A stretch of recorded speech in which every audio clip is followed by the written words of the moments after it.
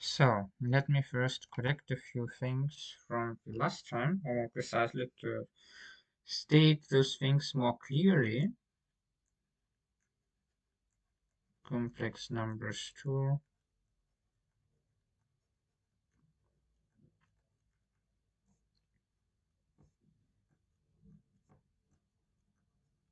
Short recap of part 1 as the first thing on our agenda. Right, that's the first thing, and that's the topic. Right, so, recall what we did. Let A plus IB be just some kind of a complex number that is in C, where C is usually denotes the complex numbers. Then have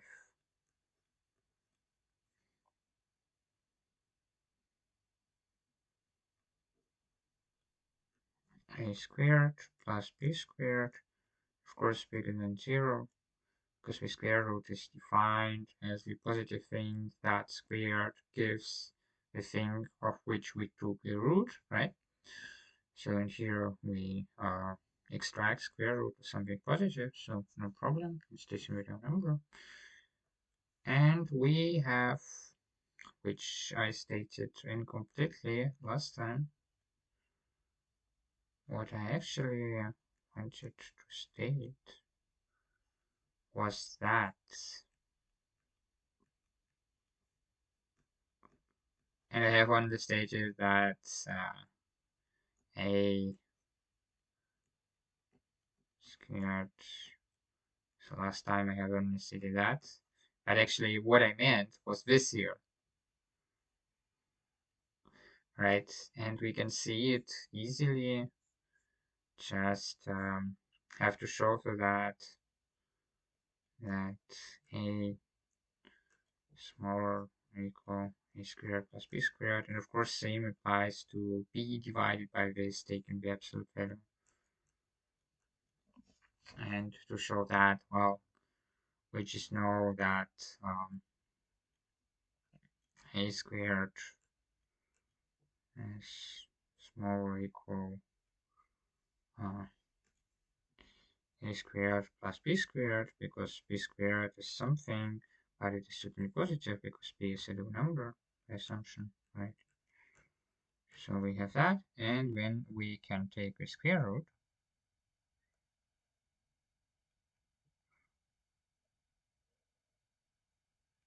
and then we just know that this is actually the absolute value of A. That is what we mean by that, actually. That's important in some context. We mean by that we have two cases. Case one, A itself was bigger or equal to 0. Then modulus of A is of course just A. And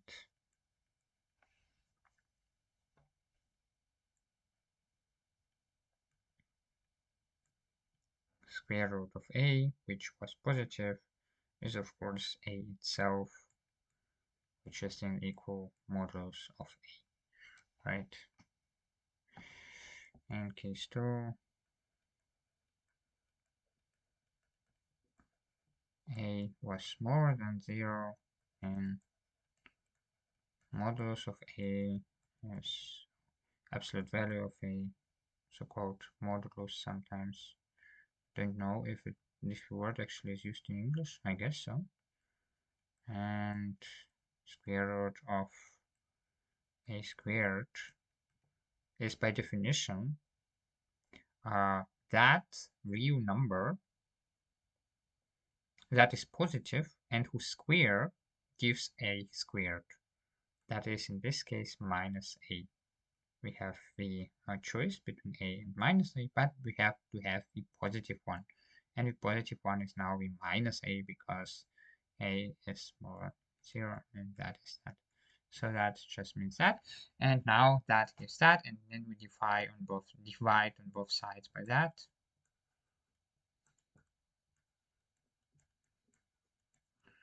And this gives us that here. Right. So this is established. And from this, of course, we have that. Actually, if I take modulus, I don't need, if I take absolute value, then I don't need the minus 1, of course, that is already included in that, but we could also write it differently, right? Right, so what I mean, of course, this here gives actually a squared plus b squared small equal 1. But we just see here's everything positive, here's everything positive, so this is equal to the modulus of a divided by all equal 1. And if you now look at how the modulus is interpreted, for example, you could look at the interpretation or you could use the definition, you would get the same, of course. You would just have that this minus 1 is 1, that the distance of that number from the origin, because modulus is actually the distance from the origin, is like that, and so this number is somewhere in this interval, right? This number is somewhere here, we don't know where, but it doesn't matter. Could be here, could be 0, could be here, so whatever. And this means exactly that, because that is that, and that is that. Right? Could also like there are two possibilities. If it is positive, then the modulus is just the number itself. But if it is negative, then we have to take the minus, and then that is, and that is then if we multiply by minus 1, that is bigger or equals to minus 1. So in total, we have, of course, we have that if that is positive, is bigger or equal minus 1. Anyway, and here we have that is bigger or equal minus 1.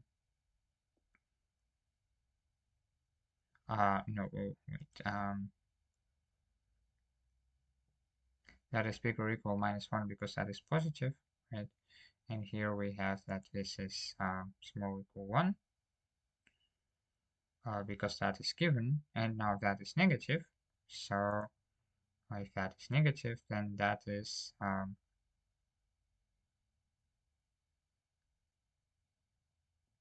okay, that is already given here. All right. So we have the two cases. In the case when it is positive, that is established, and in the case when it is negative, we have that is, if we put it like that, and that is bigger, or if we multiply by minus 1 on both sides, then we have that this is bigger or equal minus 1. That is, we multiply by minus 1 on both sides, of course. What I mean by that, then we have established in this case, as of course said that have to turn that around, right?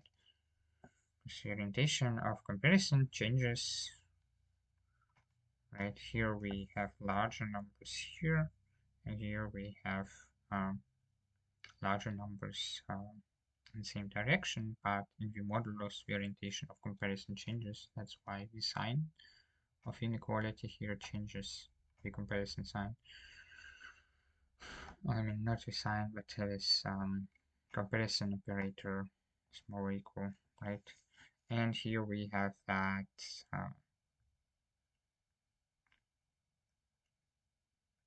anyway, because we have assumed that it is negative, that is why we had minus here. So In both cases, we have established that. And this is why this is actually equivalent to this, right? Because we can just use the definition, or we could even just look at the picture and geometrically think about what it means.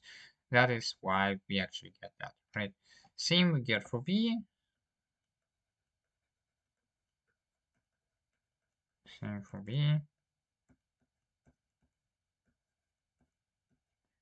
And then we know, as I said, that we can apply our cosinus, but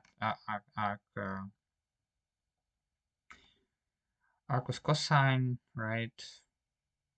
But we don't want to just apply it because we also have to think where we are located, so where our coordinate is.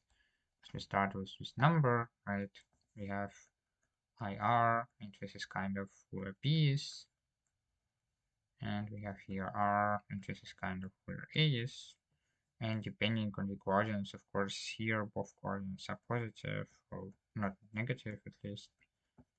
So here are numbers, such numbers, just look at the axis. The axis show the axes are above 0, above, or 1 above, 1 to the right of 0, which corresponds to the positive things.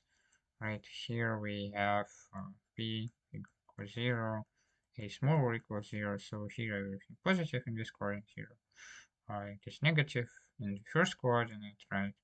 Here we have both negative parts of the axis. And that is, we have that, and here we have one negative and the other positive. We have, of course, to pay attention what is the one, what is the other in this case, right? And so, of course, the angle, when we want to apply, we actually want to apply a cosine to that. We have learned that cosine is invertible in a certain interval, and that we got when we applied our cosine values in exactly that interval. This just came from the way how we inverted our cosine, because we had to invert it restrictively, right? So if this is just same coordinate system, and just drawing it here to have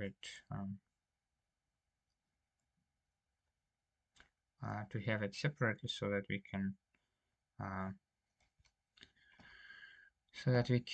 have the a clear view of both things, right? And here recall that the r cosine actually gave our all values here, right? Cos it lives in here, right? So if we could of course now take our value here. But what if our value happens to be, well, it doesn't matter what it happens to be, because that is a valid cosine, so we could take, because you recall our cosine actually goes from the whole interval -1, 1 to exactly that, from 0 to pi, right? So no matter what we plug in here, we would get it. We would get some r cosine, right? So we could just plug in that in r cosine. No problem with that, because we are in the domain where we can evaluate r cosine, right? But that would give us only an angle here, right? So if our number was some number from here,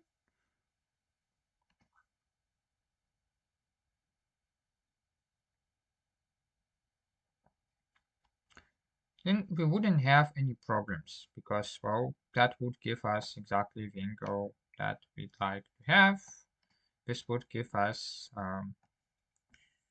the angle somewhere here. Recall that the numbers were located on circles, right? And so it is important where in what quadrant that lies.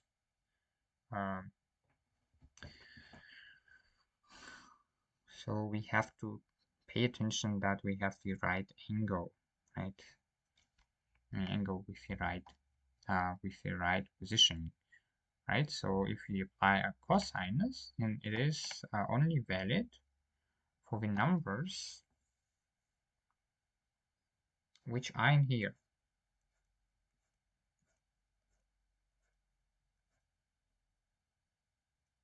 right? Meaning that if we take such a number, then its angle to the origin, so to speak. So just continued an angle here. Just a geometric angle. We said that the complex numbers have same, they preserve exactly the geometry of the plane. So if we wanted, if we said, well, is there a way to represent it with the help of some angle like we had it, and with help of some radius, where radius is of course this here. That is our goal, is to represent goal. As you recall, we wanted to show that all complex numbers are actually r cosine phi plus I plus r I sine phi. And here commutativity, of course, it doesn't matter how I write it, for some phi, for some phi, and phi is supposed to be from 0 to pi, right? Just our choice. Of course, we go in the spiral, and same phi will be after 2 pi again, and so on. But that's just our choice. And for some r bigger than 0, then if we'd like to represent any such complex number to show that it actually has such shape, r is of course actually that, we already know that, then phi should be taken in the way that when we go radially from where this thing, where the corresponding number cosine phi plus I sine phi is located, right? We have to take phi, we have to find phi, we have to find r, such that this equality actually is valid, right? But that means, recall that this is on unit circle, and recall the correspondence of coordinates, that would be just some number which corresponds exactly to the phi taken here, taken on the circle, right? That is some phi. The angle to here, or also measured in here. We usually measure it in here, right? And that would be our cosinus phi, I sinus phi. That would be this number. So we have to pick the angle so that the position of the number in one of the two quadrants, right? Those things are quadrants, is exactly that which is determined by this angle, and vice versa. If our number is positioned somewhere here, and of course, if we would find such an angle phi, and of course, since geometry is the same, right, that would just radially project our thing on the unit circle, keeping the angle to the x-axis the same, right? So the angle would be the same. And that is, we have to already think about what kind of angle do we have to x-axis by this number, right? Now, to put it all together, we want to represent our number like this, and that is, we represent it like this. And just pay attention to what is happening here. We actually already did it, but let's do it another time. We said that we identify this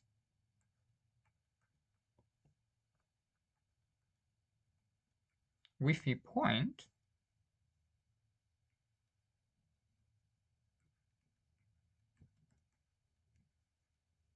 r sinus phi, right? And for that, we could compute distance to the origin. And that is what I mean by distance of this complex number to the origin. I mean just geometric distance. You recall the complex numbers could be identified with the points in the plane because they are just some objects that preserve the whole geometry, right? And you recall what that was? That was r squared. And of course, we would multiply out the r squared, and now you have that. And r is supposed to be positive. That is, by the way, I also, or non-negative. That is, by the way, also what I was a little imprecise about. Of course, it is not wrong what I had in the previous video, but we could even say more, right? So that's better. Right. So we like to represent it like that, right?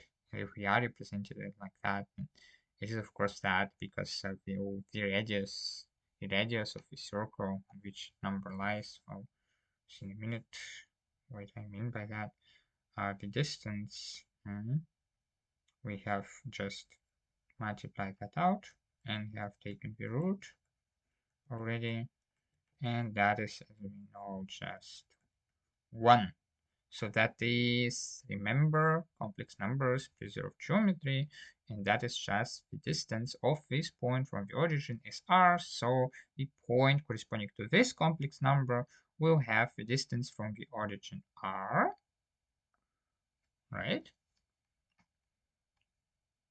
And if we look at the point that has distance from the origin r and is given by those coordinates geometrically, then we would get what? Well, we would just have so here some phi. Doesn't matter if I did here or here. It's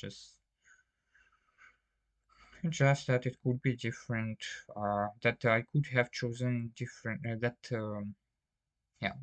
our phi could turn out to be that or that. It doesn't matter. It's just pictures that depict different aspects of phi, and where phi really lies doesn't matter, right? So, and if we now take this point, so geometrically it corresponds to this number, then we would have that, where that is r, that is just the coordinates of this point. If we take that point, then of course, we will just multiply each coordinate, which would lead us to lying on the circle under the same angle. You can just check that. Right, you can just check that this corresponds exactly to the coordinates on this larger circle with radius r. I think it is clear immediately, but you could check that just using the formula of the circle, right? You just see that you have that satisfying the radius requirement. We have just proved that, and that it has same angle. Well, we have already talked about angles being on bigger circles measured in same way, so that the parts taken from the circle by this angle remain the same. And so if we had some angle and we had some cosinus and sinus of that angle, and of course it all projects just proportionally, so that here you would have r cosinus r cosinus phi, r sinus phi, right? Just because this angle is same, and now you know that this was cosinus phi sinus phi, and now this is just your line with the slope r, right? And the line with a slope r, well, this point has, well, what did I wish to say? Okay, I'm just trying to explain something obvious, but maybe it's not that obvious. So you see, what we are trying to establish, we are trying to establish that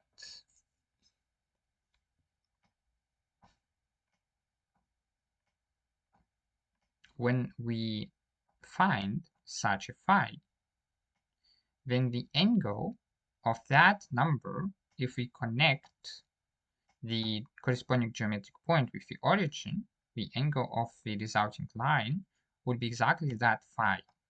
That is, we should already choose our phi wisely so that the phi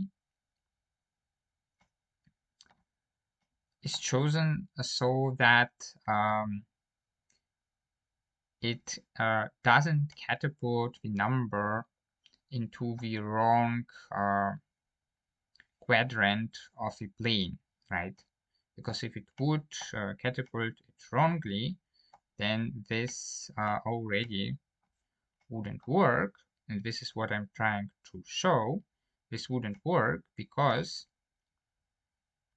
if we scaled it by r, then we would be on the unit circle.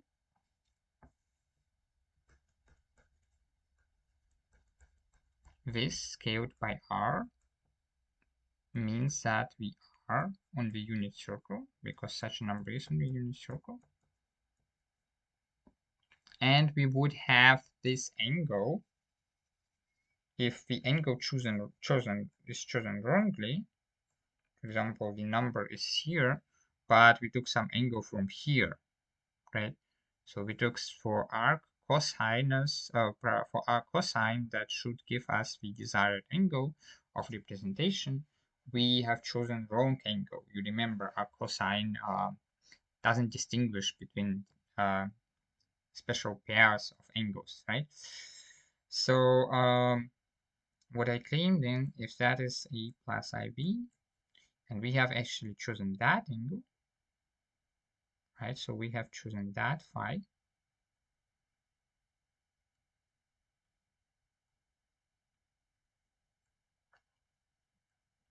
That phi tilde, right? Then the following happens.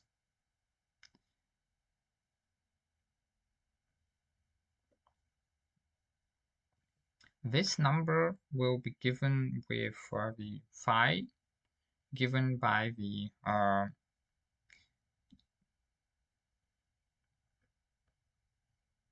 this number will have phi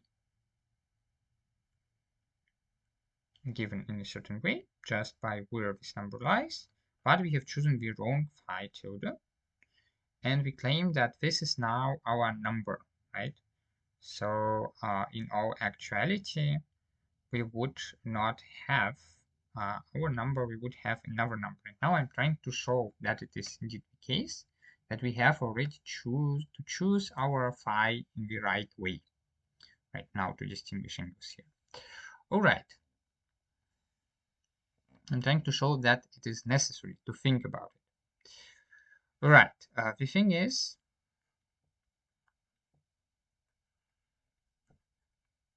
imagine we have that number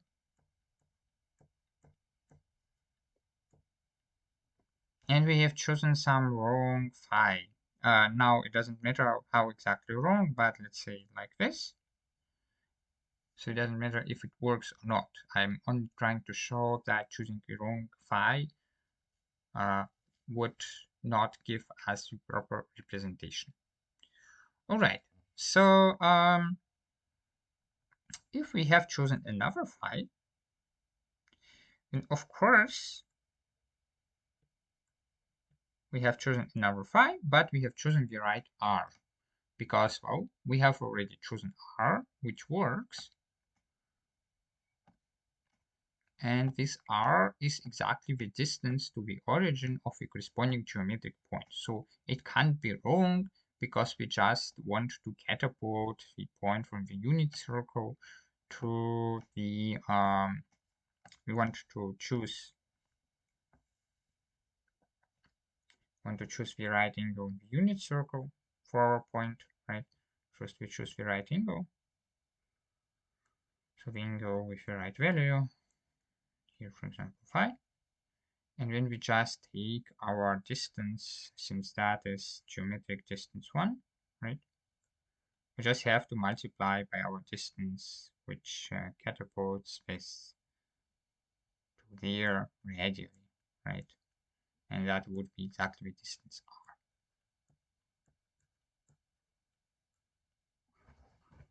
Right, so I'm trying to explain you some things about which you probably wouldn't even think that they need an explanation. But as soon as one realizes why they could need an explanation, one has a much deeper insight into what is going on. That's why I'm trying to explain that, even though it doesn't actually need an explanation. So let's begin it anew. Find, that is our task now, find phi and 0 to pi r 0 such that a plus b is equal r cosine phi plus I sinus phi r multiplied by that. Right, we want to find such r and such phi. Now, as I said, that is on the unit circle. That is the angle that we would have if we would have found such an angle. This complex number is geometrically on the unit circle. So the corresponding point is cosine phi, sinus phi. So geometrically it is on the unit circle. All right. So let's say we found the right one. We found the right phi. And we found the right r. Oh, let's say a right phi. Right? What I tried to show you is that if this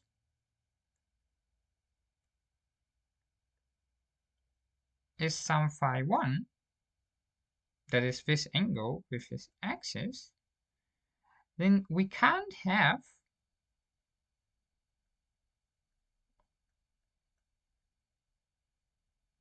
let's say we take just completely different angle. We can't have some phi 2 which is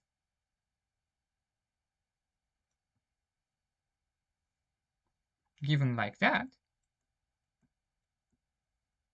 So that is the corresponding point, right? I sinus phi 2. So that this still gives a plus IB is equal some r, not necessarily same r, maybe r children, cosinus phi 2 plus I sinus phi 2. It is obvious visually, maybe it is not obvious to you, then you understand me more why I'm doing that. If it is obvious to you, well, it is obvious visually. That it is generally obvious is not given yet, because we don't know yet how this representation behaves, right? All right.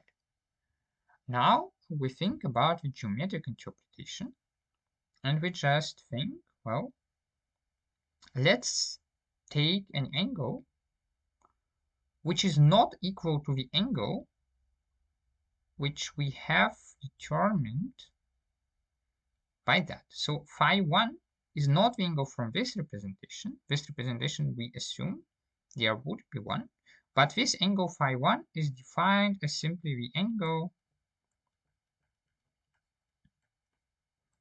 between a plus ib, and to understand what I mean by that, I mean exactly that, but we have drawn the line that connects ai plus b with the origin and the x-axis.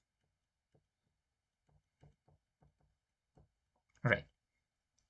So, and we now assume that the angle of the representation, which we have found, that is a different angle. And now just denote this variable here, r tilde. We could have taken r, but just denote it by r tilde. We are free to denote it as we like. Right? So now assume it is a different angle. Then I claim that r tilde multiplied by cosinus phi 2 plus I sinus phi 2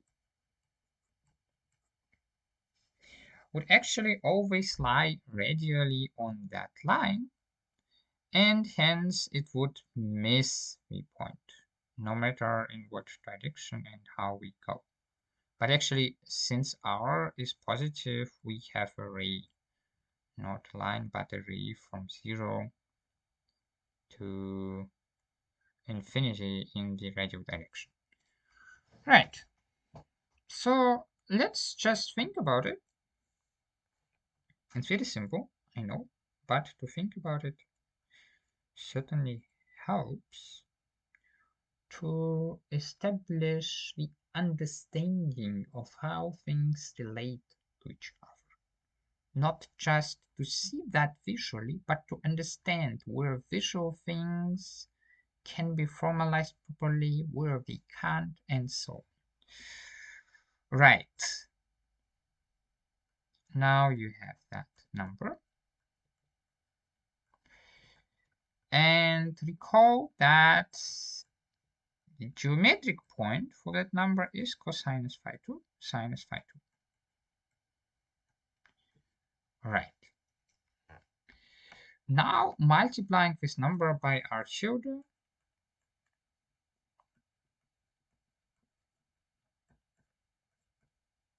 gives us that thing that we know really very well, too well. And this corresponds to this geometrically, right? So if we take here that point, then it has geometrically the coordinates cosinus phi 2, sinus phi 2. And we'd like to look what coordinates does this point have geometrically. I claim it lies on this line, this visually drawn line, by which we immediately see that when we take the wrong angle, if that is right, that this always lies on this line, we'll always miss our number. So we have to really adjust our angle that we are taking for representation in the way that it is exactly this angle.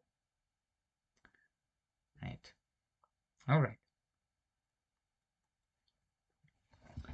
Well, we are trying just to show that this lies on this line. And well, you probably see that immediately, but how do we see that? Well, we just look at what this line is, right? And this line has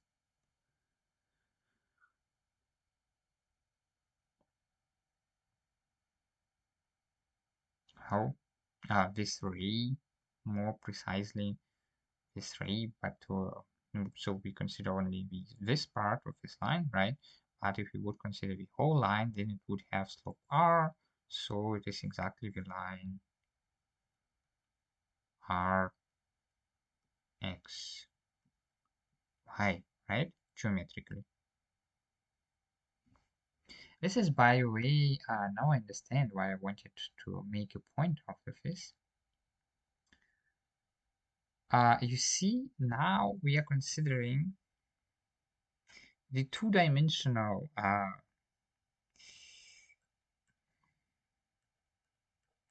so our line, let's call it L, and our line L is just R, XY, RX, RY, right? But this is our line, meaning that it is just all those points that lie on this line if we would continue this line, right? But now we just say that R is positive, and let's call it some different R is positive.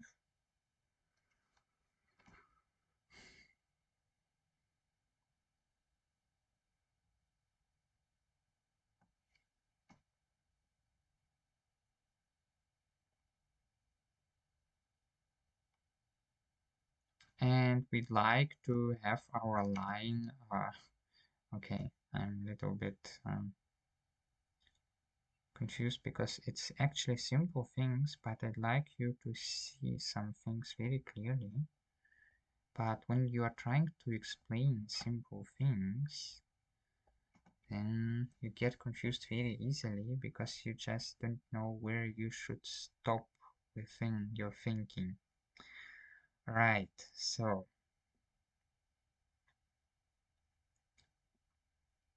we are considering this line, and we are considering this given that vector.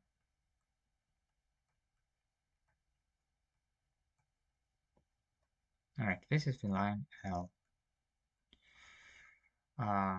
We claim that for R bigger than 0, that defines exactly that geometric line. But you see, of course, if you are familiar with two-dimensional representation, you'll see it right away. This is our vector cosine phi 2, sine is phi 2, and this is just multiplied by that. And this is bigger or equal 0, so we go in this direction and we get this line. But now I'd like you to derive that. Let's forget that you are familiar with a two-dimensional direction, with a two-dimensional representation of a line. And let's try to derive that it is really a line in our usual sense, right? Our usual sense meaning a linear function where we just take some dependence of y on r. And of course, we restrict this function to just taking only that part. So that this is really that. So first show that is that. All right. Well, of course, what could be this line? What could be this line? Well, of course, it's that. That's what we'd like to show. And well, how do we get from here to here? Because it's actually different objects, right? This object takes an x value and it gives it some r hat x value, right? So how do we get there? Well,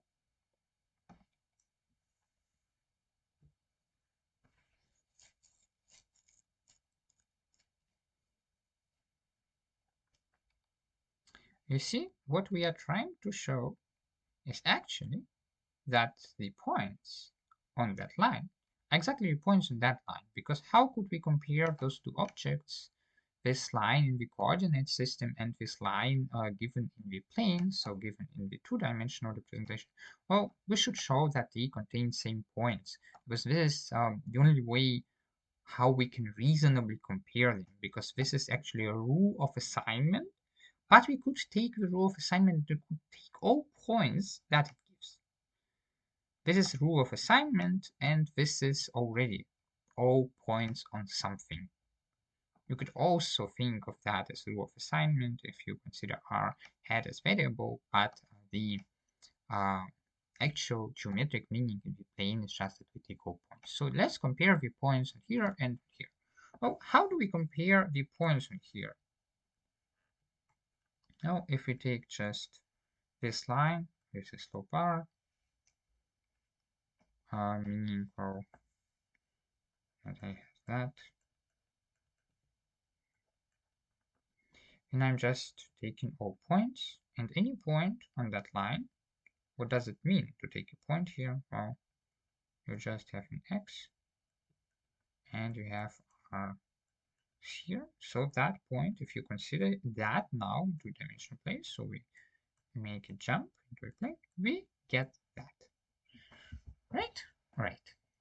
All right. And well, this is a point in here. And of course, it doesn't necessarily look like that unless, of course, by the rules of how we deal with vectors, that is just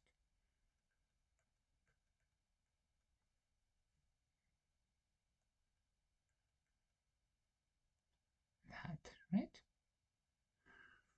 All right. But that is now the whole line. Of course, we have also to account for that. And this is not the whole line, right? Well,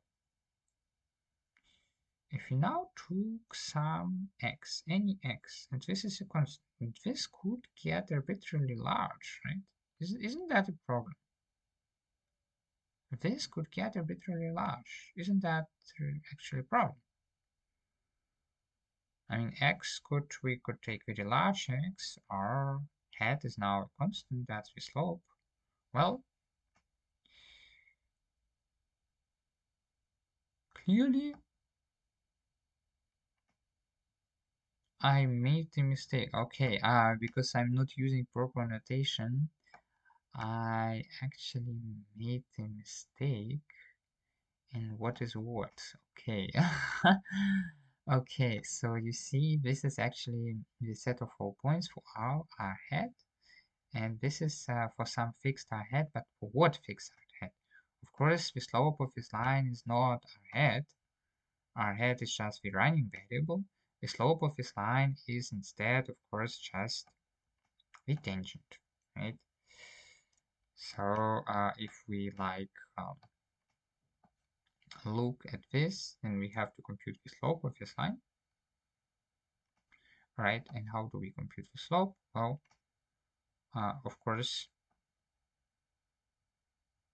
okay, again, the slope would be actually computed for some assignment, right? But we don't have such assignment. So what do we do then? Well, we just think we want to actually have this line in the way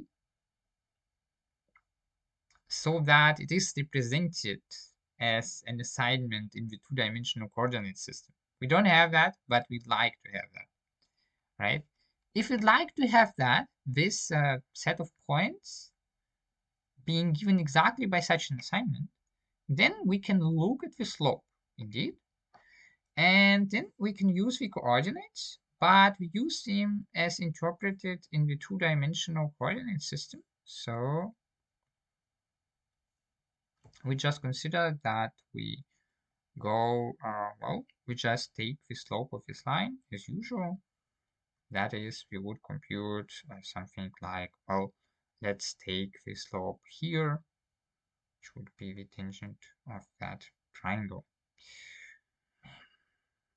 All right, and now we have to pay attention by the signs. They are both negative, right? And we just take the slope, meaning, well, we take the tangent. So, but actually we would have to take the tangent of that angle, right? But, well, we said that the tangent as is extended, same as sinus and cosinus, and so that would be exactly that. Right, so that would be exactly tangent phi 2 is exactly that, and that would be sinus phi 2 divided by cosinus phi 2. Well, that is we now made a jump in our thinking. We had a two-dimensional object in the plane that is given by some points, right? And we want now to go into the two-dimensional assignment plane. And, well, we would just think, well, what could describe this assignment in the two-dimensional assignment plane if we were now to interpret those points as assignment points? Well, then we would just look at the slope of this line, right? Because this would be something like an x, where y are the y coordinates of those points and x are the x coordinates, right? So what we would do,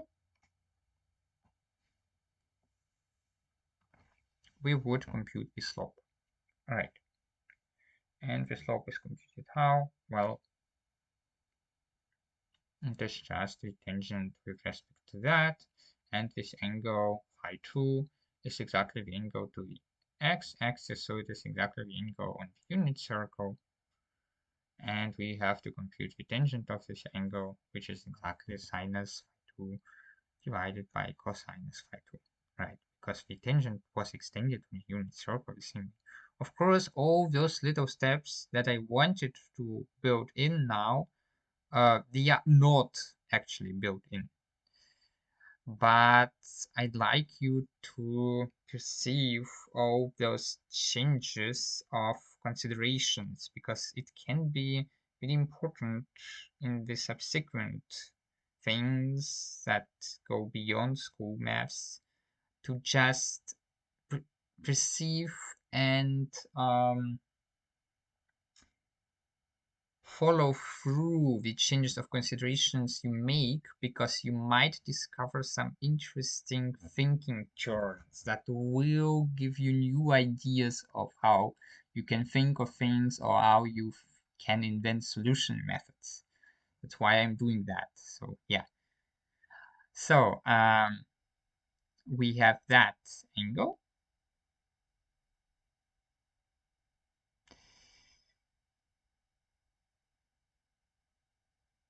But well, of course, it would be more customarily, right? This wouldn't be that angle. It would be more like this angle. But well, we also see that it does not matter. Indeed, it does not matter which tangent we take, this one or this one, because here we have just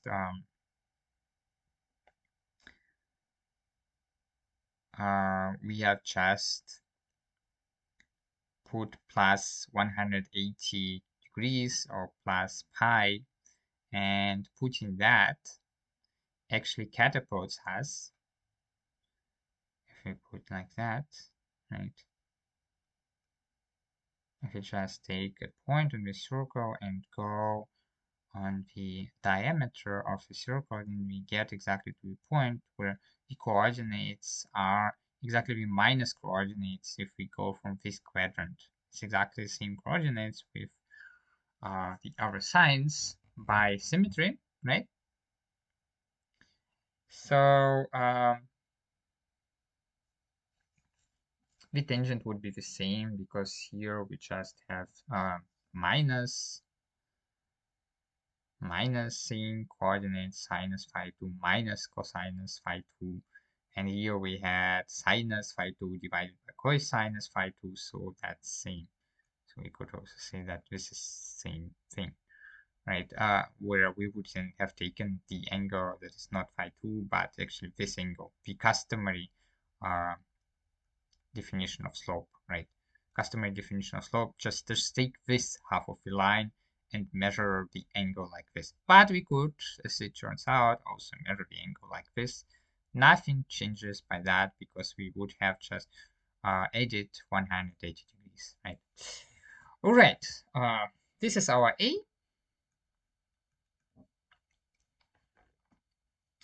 And now we have that line. So this was, of course, wrong. Yeah, I didn't use the notation of the set. That's why I got kind of confused, because it's like so unusual to do that using such slopey notation, so to speak, right? I have introduced a lot of things which I have to keep track of, which are not actually necessary if You see the whole picture, but the problem is for you to see the whole picture, you first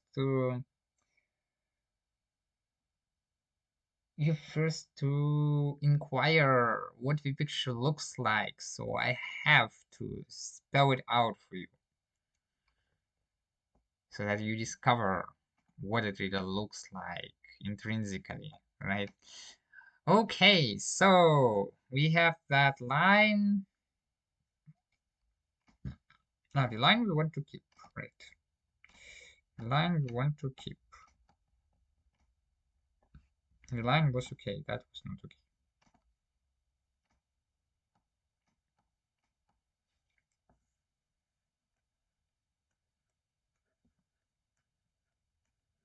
The line we want to keep. And of course, what we had here is then just that slope. So we claim that our line is now given as sinus phi 2 cosinus phi 2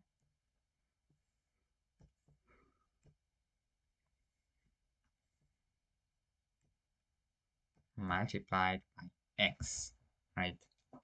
So if we take the points on such line, then 2D, not assignment, but the plane, will give us points like that, right?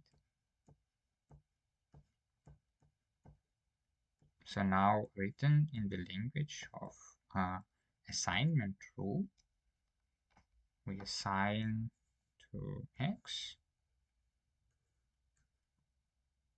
to some x, we assign that point, right? And that is exactly the line with our slope tangent phi 2, which is exactly that thing, right?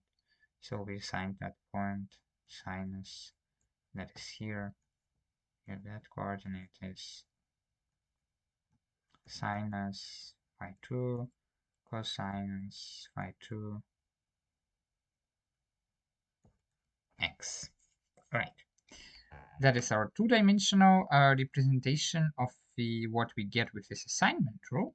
And now we'd like to have that this contains all the same points. Well, let's see if it does.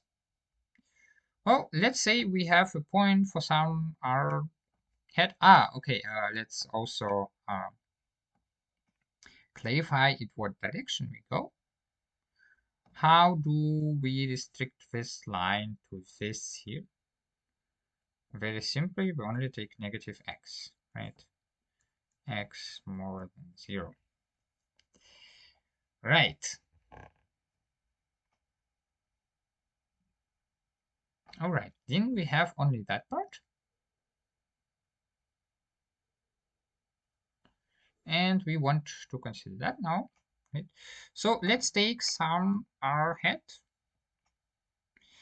and see if that point is actually on that line, right? So take some r head, fix it. Then we have to find such x that this actually gives us the wished thing. And this is, of course, very simple, as you can see. We just take x equal to cosinus phi 2 r hat. And now we have to check that it is negative because we only have that in our assignment, as we claimed. So cosinus phi 2 should be negative because r hat was positive. And cosinus phi 2 is that thing, indeed it is negative. So that works, and for that we get, well, y of cosinus phi 2 r hat. Oh, what's that?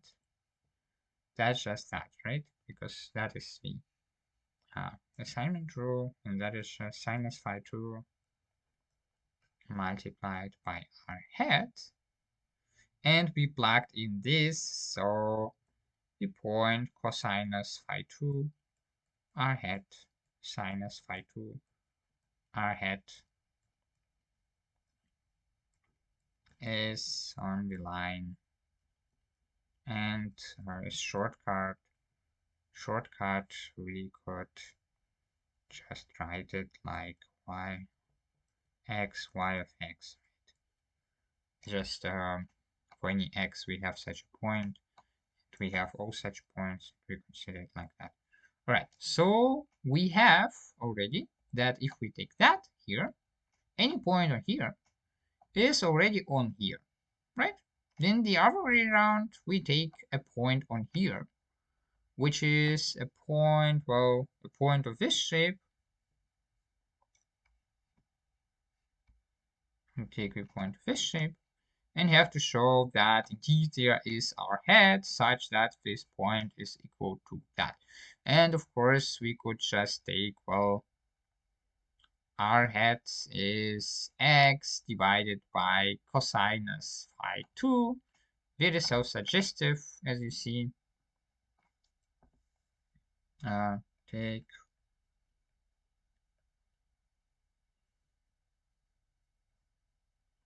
so you recall this was like showing that direction. If we have some point in here, then we have to take here, and we get the point defined by this assignment rule.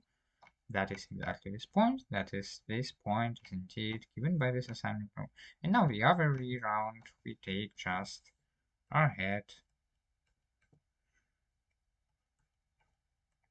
So of course it is really so suggestive, but I wanted you to see that it is those things are trivial, yes. If you go a little bit deeper, you'll see that, like we did now, you see that they are trivial but technical.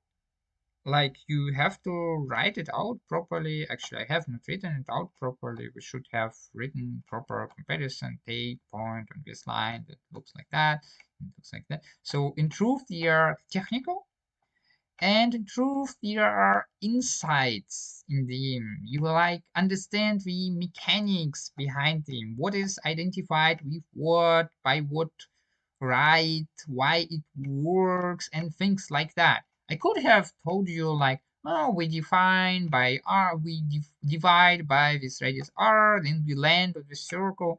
But how do you see that we actually have to keep the angle? How do you know that?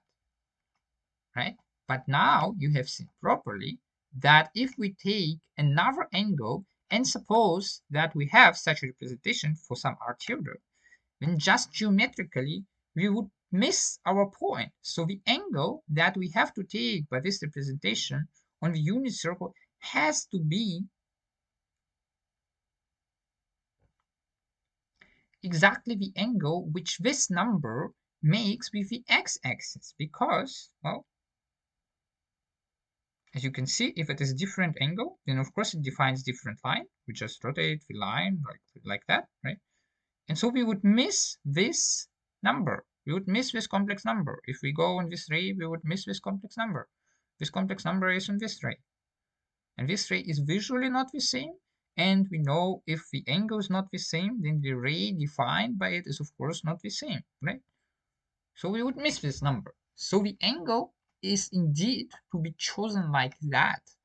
And it is not some coincidence or something. If we choose the wrong angle, it just doesn't work. If we were to choose the angle, then the angle would be the angle of this number with the x-axis, meaning that for the geometric point to which this number corresponds, remember, complex numbers identified with points in the plane, they preserve geometry with their being, right? So this connecting this corresponding point to the origin gives a line segment. This line segment gives an angle with the x-axis, and this angle should be exactly the angle of this representation. Now we have seen why. Okay. Okay, so we have established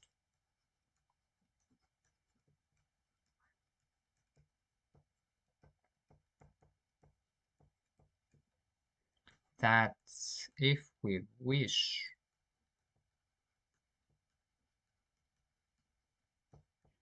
to have a plus ib is equal r hat cosinus phi plus I sinus phi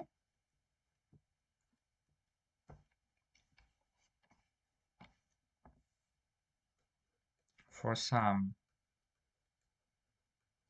phi element 0 to pi, and for some r element r0, then necessarily our ratio doesn't work, as we have seen, and necessarily r tilde phi is equal to the angle of a plus ib and x-axis, by which we mean exactly this angle. This line segment connecting the point corresponding to a plus ib of the origin makes with the x-axis. Right. This is just how it works, right? And now we know that, and from that we know, well, then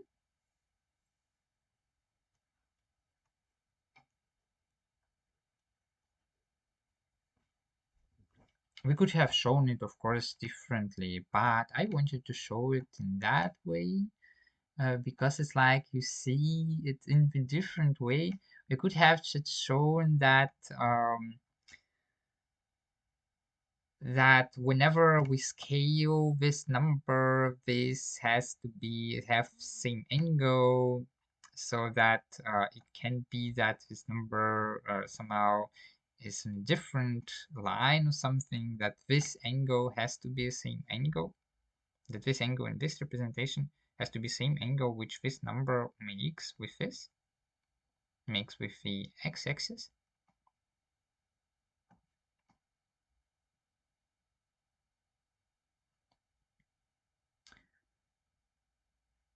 But yeah, we have chosen such way because actually if we would have tried to show that, then we would have assumed some things already, because we actually don't know what happens when we scale this number by r tilde. We don't know. We would have to discover it somehow.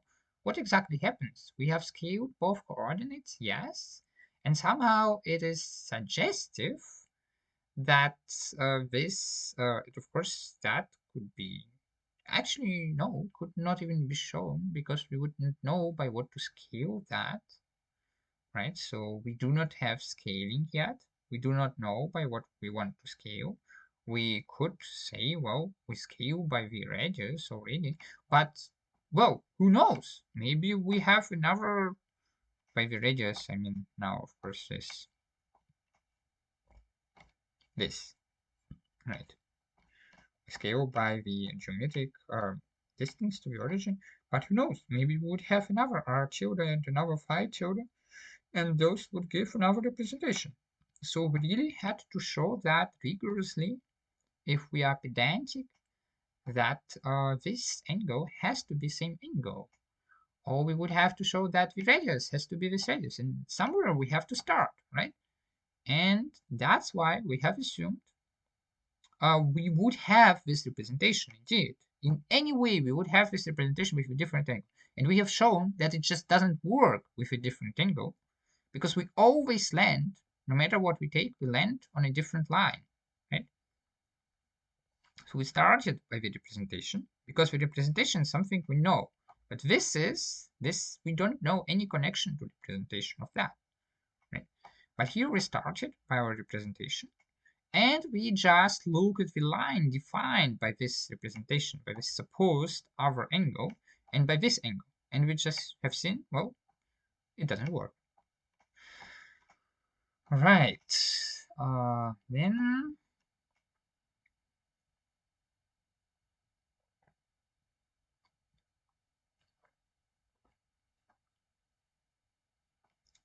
why did I actually do that? Well, of course, I wanted the single. Ah, right, because I was dissatisfied with the way how we came up with all of that. All right, how we came up with all of that in the previous video. Right, then the angle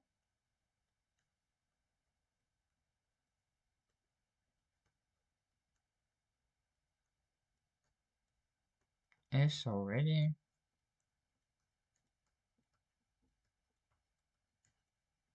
fixed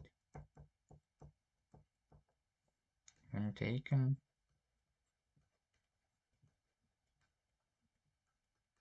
in 0 to pi. Because you see, the angle is fixed on the circle, because on the circle, uh, different angle would define different line, right? And we want to have this line, or different ray, more precisely. The angle would define different ray. We want to have this ray, so we are forced to have exactly the angle which gives us this ray. And this is very illustrative here, that it just doesn't work otherwise. So we have proved that it has to be exactly this ray, right? Without some doubtful arguments like, well, it is clear that it lies on this ray. No, nothing was clear because no representation was yet known. We said there might be some representation, but that this representation necessarily has this angle, well, why would that be? Maybe we scale with something changes, who knows? Right, but now we have that. And we know that this angle determines this unique ray, and so that the ray has to meet this number, because if we multiply, we stay on the ray, right? And now the ray has to meet this number, that is to meet the corresponding geometric point, and the ray going from the origin is already determined, because the ray is determined by the angle, right? As we have seen very explicitly just by the slope given by the assignment is determined, and the corresponding two-dimensional thing is determined, right? So this angle is determined. And the angle determines the ray. And with that, we have the ray, or the ray determines the angle. So here it is 1-to-1 correspondence. We could just rotate that, and it would be different angles. It would be different ray orientations, right? And we are speaking explicitly of rays because we have taken r going outward, so being positive going outwards, so we rotate the ray, and the angle is determined. All right, now we have that point a plus ib, and we talked about just taking some cosinus, because we can. So why don't we do that? Well, we can, but now we know that if we take our arcosinus to be phi, then if we want to have, because pay attention, if we take arcosinus to be phi, then we'd like actually to have this cosinus phi will be just that thing, right? And it would be then cosinus of that angle, cosinus phi. And if that is the phi from our representation, then we would have to have that representation r multiplied by cosinus phi plus I sinus phi. And now we take the r cosinus, which always gives us an angle in here, right? An angle in here. But what if this would give us a wrong angle? Here, nothing happens. Everything is fine, right? But now imagine the number that we took was actually here. And we have already established how important it is, if we want such a representation, how important it is to take the right angle, not the wrong one. So we would take our cosinus, and that would be our angle, right? We take our cosinus of whatever it was, our cosinus of a squared plus b squared, right? Which we have established really is something between -1 1. So that would give us some cosinus, right? Some cosinus, and we would take our cosinus of that cosinus, right? But we know that our cosinus lands here, so it would catapult our supposed angle for the representation to somewhere here. And of course, this number, like the cosinus of that, well, we have actually not established it yet. But okay, let's don't think precisely where it lands. We have to establish it yet, where exactly it lands, how it is connected, where it is geometrically, what this dividing makes out of it, right? But what we know for sure, this will land here. The angle will land somewhere here. That is the rays that will be available, will be only rays of that kind. But we want this ray, we want this angle. But we won't get this angle. We would only get angles up to 180 degrees. And we have just established that it would be a problem. This could not represent this number. Problem, right? So to take just our cosinus is only valid option when we know that for our number, the number lies there, so that the angle given by this will be actually given by our cosinus correctly. And it even will be given correctly despite dividing and things like that, that it will be the correct angle. We have yet to establish. Right. But that it must be given incorrectly in this case, no matter what happens, because we are just in the half where the angle is taken such that we can't reach this angle because we only take cosines. That has become obvious. All right, so we have to be more cautious, and this is indeed wrong in general. Wrong. But of course, we can apply our cosinus to that, and that's probably what we will do, but maybe we will have to modify it a little. But first, think about what is happening. We are doing that, right?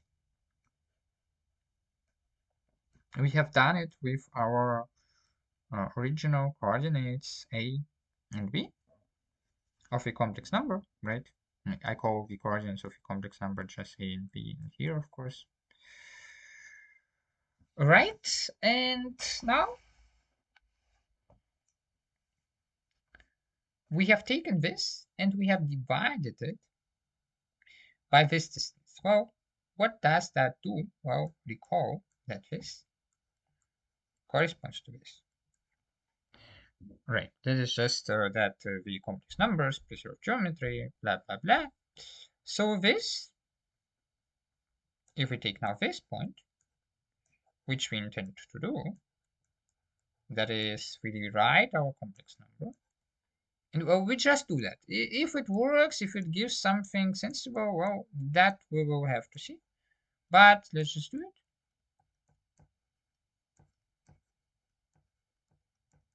Maybe something sensible comes out of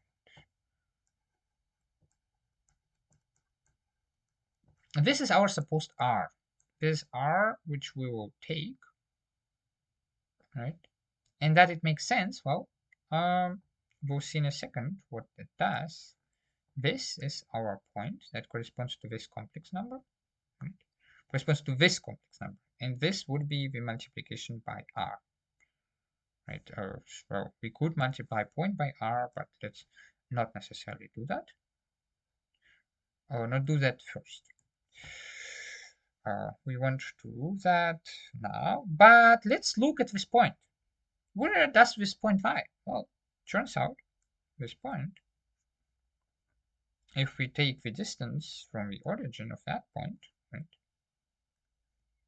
We take distance from the origin, recall distance from the origin.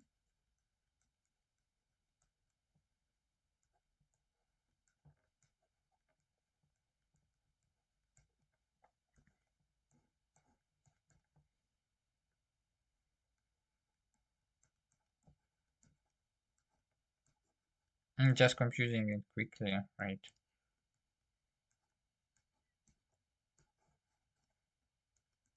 Which is 1. So this point lies indeed in the unit circle.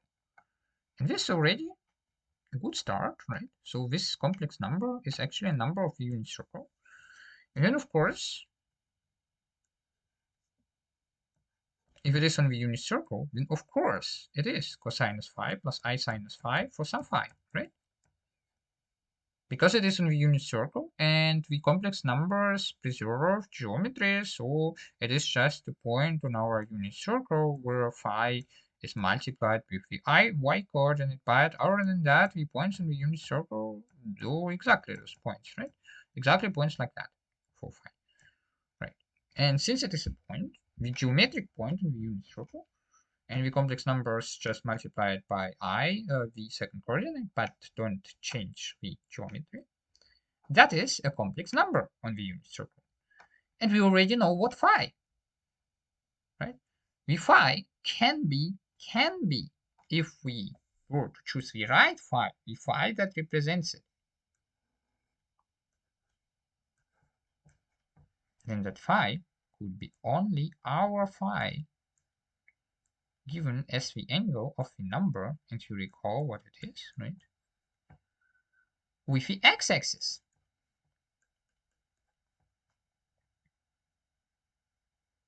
Right. And this is what? What?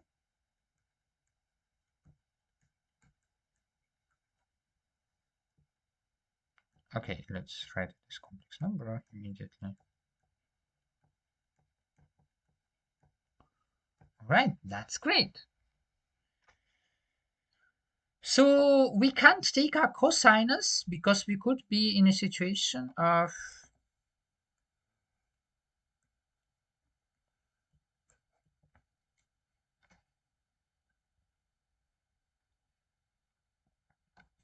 I mean for this point now. For this point that lies on same thing, right? It lies on same that is by the way we have not argued yet. But what we know, okay, I have not explained it properly again. So that's what I mean. It's simple stuff, and if I just jump over some steps, of course you won't probably notice that, or at least not immediately, but it is better for the total understanding of the matter if I don't jump over those steps.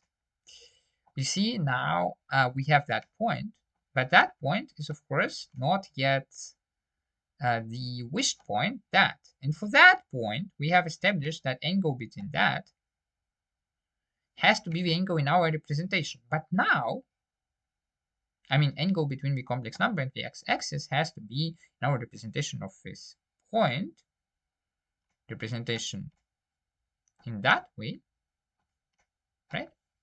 But now we consider another point. We consider the point without this radius, so to speak, we just consider this point, right? Right. So why this angle? And so why exactly this angle? Well, that's exactly what we had. That's just that this is not necessarily r yet, but this is a number. This is a number that is indeed in R0, R bigger than 0, right? This is indeed such a number, and this is indeed such a number. We phi not yet being our phi. But hey, this is in such a representation, right? This is not, and then it is our phi. Because we found such a representation, and if it would be not our phi, the representation would not work. But the representation works because we have just established, oh, this is how we represent this number a plus ib, or how we can represent this number. So representation works, and then this phi has to be the right phi, exactly the phi that is this angle between the x-axis and the number a plus ib. So, see the logic? All right. But now it is the right phi. Geometrically, we have thought it all up very precisely, but what do we do with our calculator? Like, our number could be here. And then, of course, we now know, well, we know what angle we should take, but how do we compute this angle from numbers? We only have functions like arcsinus, arccosinus, arctangent, and they are all, recall, sinus is not everywhere invertible, tangent is not everywhere invertible, cosinus not everywhere invertible. Are we in trouble? Well, that's what I talked about when I said that, well, in computations, cosinus might be it might be not everywhere invertible, but in computations it behaves nicely in relevant computations because, well, we have our function cosine, and we just look. I recall now this picture that our a and b, the signs of our a and b, they actually determine that is bigger or equal 0, that is b bigger or equal 0, that is a smaller or equal 0, that is b bigger or equal 0, and so on. B smaller or equal 0, a smaller or equal 0. Here a bigger or equal 0, b smaller or equal 0. They actually determine where the number lies, right? So if we look at that, then we see by that exactly in what quadrant the number lies. And then we know, we just look at the number itself. We don't necessarily think of it geometrically, but we can then draw a picture just basing it on the signs of those numbers in what quadrant it lies, or like by geometric intuition. And then we know what angle we actually want, right? What angle we want, what kind of angle we want. If we want an angle here, of course, our cosine works just fine because, well, then it gives us exactly an angle in here, and it gives us exactly, well, you know that, of course, we couldn't draw it, so it is 1-to-1. Recall the pictures. It is 1-to-1. It is to one thing corresponds. And so if we have an angle here, then exactly one cosinus corresponds, and that has to be exactly the cosinus because we have this representation, right? Where phi tilde turned out to be phi. So our cosinus would give us exactly the right angle. But what happens if we are down there? Our cosinus, if we know that we are a bigger or equal 0, b bigger, a smaller or equal 0, b bigger or equal 0, or both bigger or equal 0, then we are fine. We just take our cosinus and everything's fine. But what if not? What if not? Like here could be our a plus ib, right? Or it could be here. Let's go with a different number.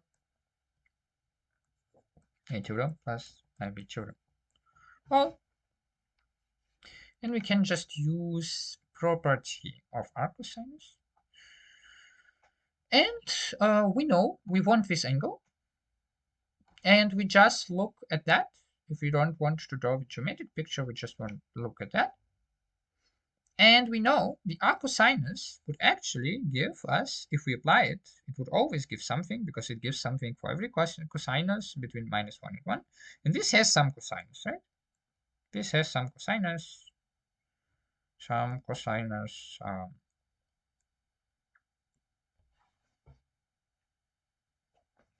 I don't know, let's call it cosinus something, cosinus alpha. So that the what matters, this is some cosinus, right? And we know for this, our cosinus would give something, right? What would it give? Well, it would give this angle. But what is this? For different angles, it would be different things. Not that practical, right? So what we do, we consider not that, not a no, because this is our cosinus which we have, and our cosinus would give it, and how would we go there? Don't know. But we just swap this. We just swap this, meaning that we swap the sign. And that point, if we swap the sign, we swap this sign from plus to minus, and where would it catapult us? Well, it would catapult us to here. And I mean not geometrically, but on the line, right? We were here. We are now here, right? I mean not geometrically, not in the R2 plane, but on the line, because we just swap sign of this number. And our cosinus gives to this number something, and gives that. It gives this angle. But what is the relationship of this angle with this angle? Well, you just have to see the symmetry. Here you go same part from here to here. Here you go same part from here to here. So that the amount, and here you go same, and here you go same to the height, right? Because of the symmetry. Right? Because of the symmetry of the circle, here the distance from here to here would be same as distance from here to here. So in total, what happened is actually the following thing. You just rotated that by 180 degrees. So your wished point, or your wished angle that you'd like to have is this one. But you now have another angle, namely the wished angle, if you take our cosine of that, then you have wished angle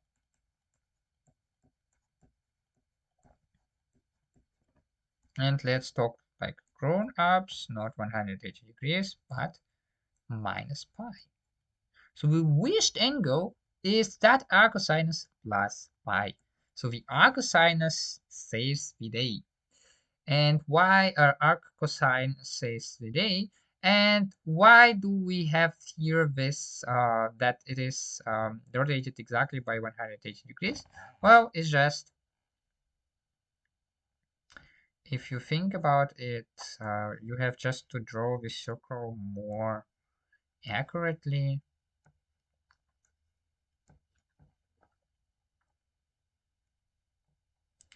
You have here gone like this, and you have here gone like this, and then you go like this, right? And then you go like this. That is, if you look at what is happening here, then you went this piece, right? And here exactly this piece is missing because you are going by symmetry, exactly same piece here as here. So this piece is added to that, and exactly same piece is taken away from that. So that was 180, and this piece kind of replaces this piece, and so the total that you have gone is 180. Right, 180. And with those considerations, you can indeed, just by the signs of this, by the signs like here, you can compute the actual angle of your complex numbers, and be aware that the arccosine is not always does best job because it is just invertible certain areas, and that we have to have the right angle, and that your radius is of course that. And of course now from this representation we also have that it is literally the radius, because what is happening is that by this radius this is 1, this is the number on the unit circle, and now we just go by this radius to the point where we are, right? Now we see that from those considerations with our rays. This is one of the reasons why I have shown you that, so that you really, really understand the mechanics behind all of it. Right. All right, so what we have established, any complex number a plus ib, we have established a theorem actually. Theorem.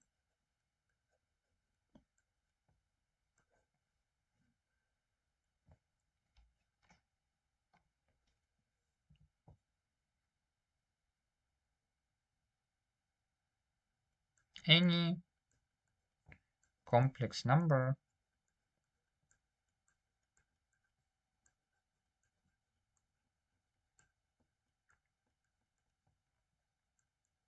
a plus ib in the complex numbers, of course, complex number, okay, it's of course doubled, but okay, doesn't matter, has a representation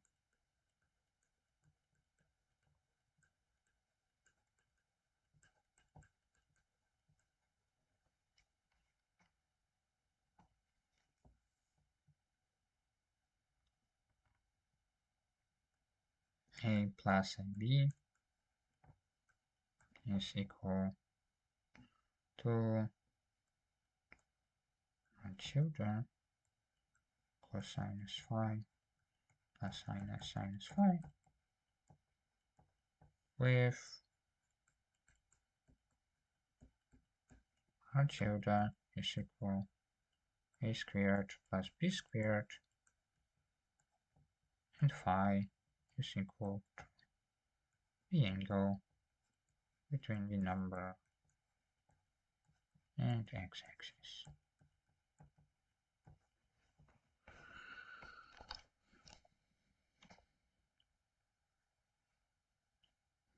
Right, and how we compute that? Well, now you can do that in every case very diligently without just memorizing some formulas. You would know what is going on. Know what is going on, and you would be able to compute it just like a simple exercise, right? That the representation is unique, so we cannot have another such representation. Well, that's very simple. We have shown explicitly that the angle is unique, and having that the angle is unique, we already have fixed the direction, and we know that this has the radius 1, right? So we have to go exactly the geometric distance to the number, and that geometric distance would be exactly 1 multiplied by the corresponding factor, which would be exactly the distance up to this number, so that we get actually to the geometric point where this number is located. So it's pretty obvious. It's just from the geometric representation, from the correspondence of geometric representation and the this complex representation, and from the things that we have seen above.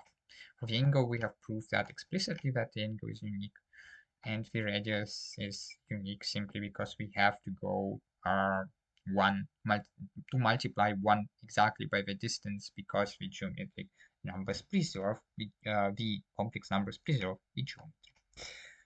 Right. Now, yesterday, another thing which I didn't like in my presentation was I just kind of scratched that you have that after I represented that via power series, right? I have extensively explained how that is represented by a power series. That is via the infinite series that we had there, power series because it's series of powers of phi in this case, right? But let me explain it more thoroughly. We already have seen that this actually gives you some kind of this. This gives you some kind of this. As I have explained you can do it all the same. And this we have even established what exactly it is. Famous formula that is just phi to the power of k. Well, in this case, I phi to the power of k because that's the argument. And you have k factorial. And that indeed, we said that this indeed converges. And this is where it comes from. This formula comes from those representations. If you would accurately write down those representations and would compare it to what comes here in the limit, you would see via some limiting rules or special sequences that this indeed gives this equality. And from this equality of those representations where it converges exactly to the respective values, so here you would have like you would have that, and from that you would have that. So this is remarkable, and let's take a look at it. Actually, we started it a little bit, but let's take a look at it. You see, well, recall what we did yesterday. We need to represent that it's such infinite sums, and for that we need the derivatives, right? Cosinus 1 equal minus sinus. And recall that I denote the derivatives by just first derivative by such one in parentheses and so on. Right, that is minus cosinus. By the way, if I would be very diligent, I would have derived for you that this is this derivatives, but yeah, actually, I should do that, but I won't do that within the section complex numbers. I will do it in analysis section, in calculus section, I mean. Right, that is sinus. The fourth derivative is cosinus again. So here you have sinus zero derivative is sinus, and here you can just go like that from here and to here, right? Sinus first derivative is of course cosinus. Sinus second derivative is of course minus sinus. Sinus third derivative. Yes, of course. Well, minus sinus, we go here, minus cosinus. And sinus fourth derivative is, of course, again sinus. So it repeats. Right. And this is also kind of a hidden reason why that works, but we'll see it in a second. Alright, so then we just take our usual cosinus of something, cosinus x, right?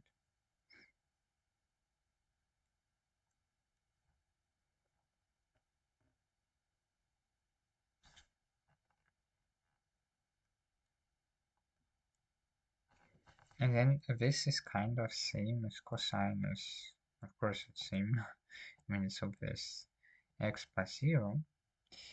And now you recall the representations from yesterday, the representations in infinite polynomials that have all same derivatives as cosinus. They would approximate the cosinus perfectly, right? So how exactly do we do that? Well, we had to take the zeroth derivative first. We consider that at the point 0, and x is supposed to be first very little, but then as we go on to the infinite things, it doesn't have to be little anymore, because the approximation property becomes that well that we get it kind of the very long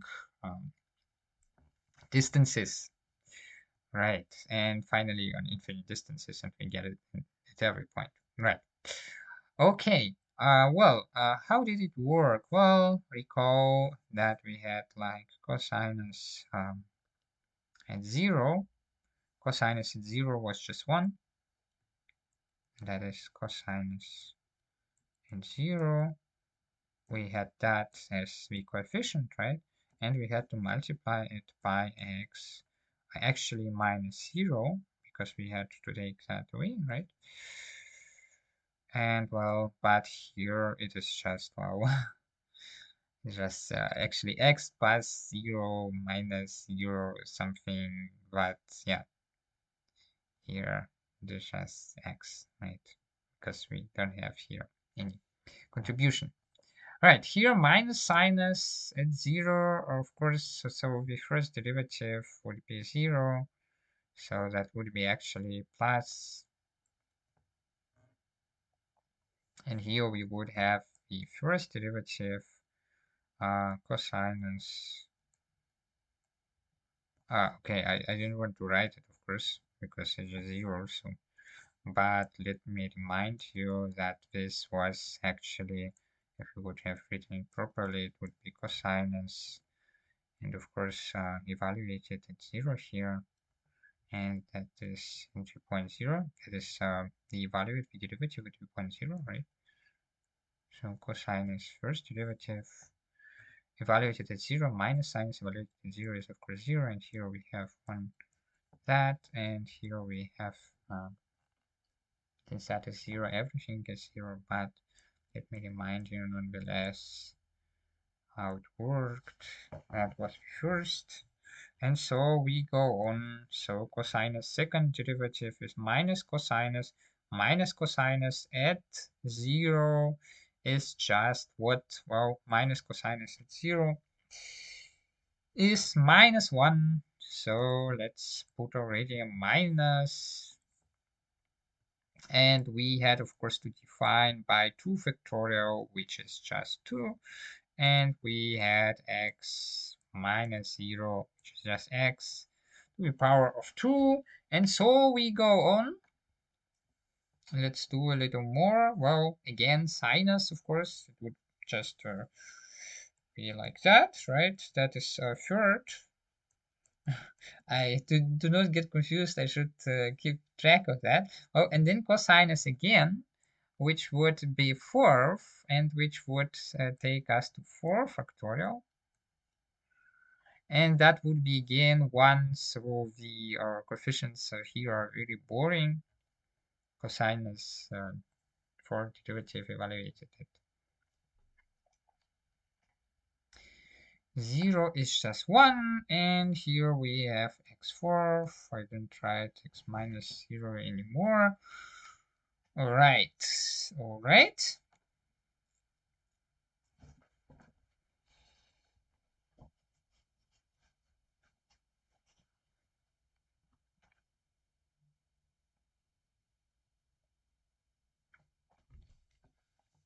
And I said that would be infinite, and so in total we get something like, well, minus 1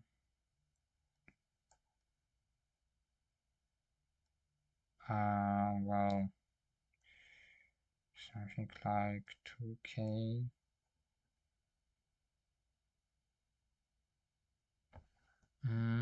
Oh, the problem is k equals 0, right? And then to infinity. But with that, I would have here 1, of course.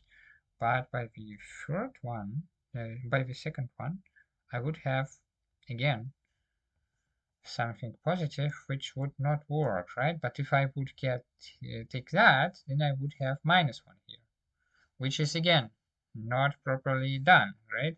So I would have to take minus 1 to something of k that is just something depending on k, right?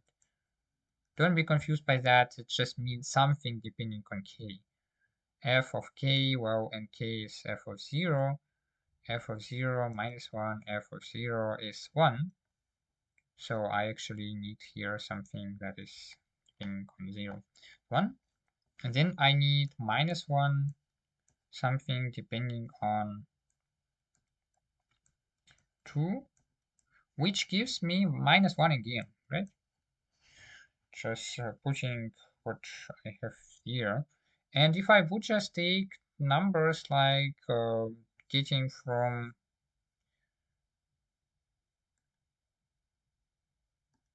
if I would just take the natural numbers like all natural numbers, then I would start by 0, go to k, and then I would give 0 or here, okay, 0. But here I would have by 2, right? I would be by 2. I would be by 2 here. And by 2 I would have, well, I would have 1. That's a problem. So then let's take uneven numbers. I mean odd numbers. Let's take odd numbers. But if I take odd numbers, and again I have a problem, because by odd numbers I would have here -1 and not 1. So I have a problem, right? And the thing that fixes it, if I take I, then by taking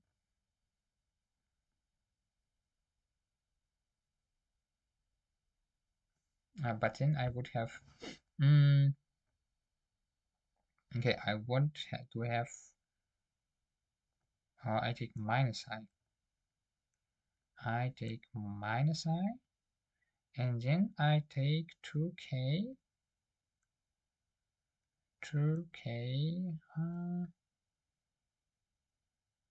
-1k. Okay, -1. If I would take -1, then I wouldn't. I would just have -1 to the power of k. That would not be really helpful. But let's think about that. We would have to have 1 here. And to have 1 here, well, to have 0 here, right? And to have 2 here, if we have 2 here, then we would have -1 indeed, right? So if k is equal to 2 at 2, then it works, right? So -i to the power of 0 is equal 1. -i to the power of 2 is equal -1. But let's see if it works even further, where here we have x4, and by the way, here I think I have something wrong. No, that starts by cosinus and minus signs. Then, okay, let's go to this, that is anyway 0, and let's go to this, and we are just interested in that being minus, right? So if we omit the zeros, then we see that we have 1 minus plus minus plus minus plus minus plus minus plus minus, and the minuses are exactly at even places, right? So we would be very interested in that, and actually in general in 2k. What does it give? Right, and what happens at odd places doesn't matter to us, because we just have here the zeros, right? So everything is multiplied by 0, and it doesn't matter what it gives. Right, and indeed, we would have, well, indeed, it would not work. All right, that's great, because that would be just -1 to the power of k. All right, what should we do then? Well, we would like kind of to have something that warps The idea of taking -1 to the power. At even powers, we would like to have something like negative, right? And so it would be very natural to take odd numbers. But in this is problematic, right? Right. So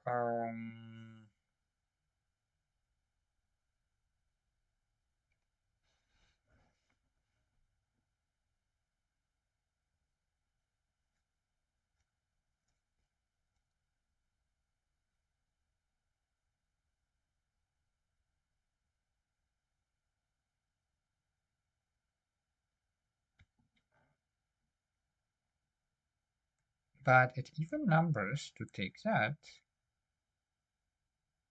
is just that, right? But not quite, because I to the power 4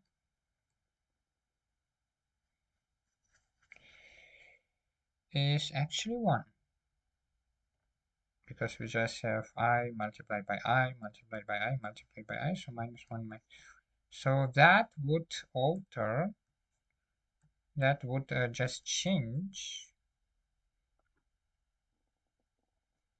by every second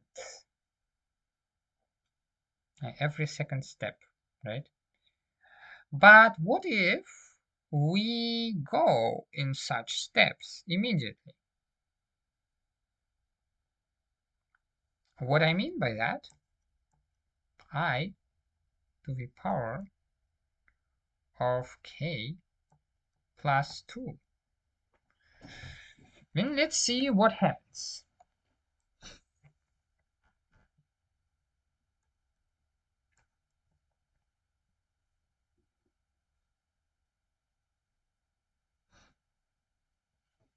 So what we'd like to have, we'd like to omit, like by 0 we have 2. Here we have 4 by 1. So let's put here instead, well, what would you like to achieve? I'd like to jump over those 4s actually. And we'd like to do so starting by 2. And so we'd like to go 2 plus 4k kind of. So we'd like to jump here. And here we would have that, here we would have that, then we would have gone to the I to the 10th. Let's see what it gives us. And it would be same as -1 multiplied by I to 1 plus 2k. Right. And that would be the same as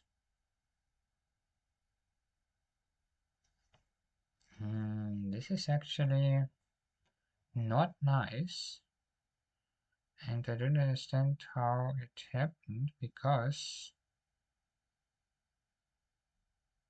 alright, of course, it's not, it's nonsense.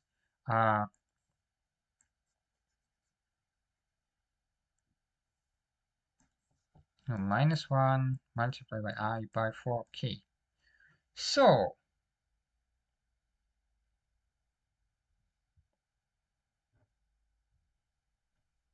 but I multiplied by 4k is I to the power 4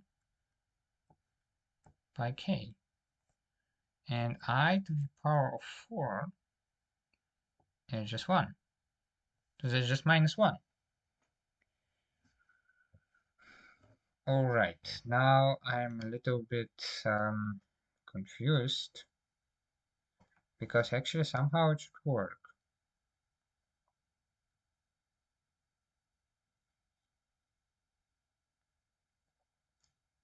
Somehow it should work to give us exactly the right thing. And well, we should have on the 6, we should have that. And that would be not even or odd. That would be, wait. It works because I4 should give us 1, right? I4 gives us 1. Yes. It's exactly this periodicity, right?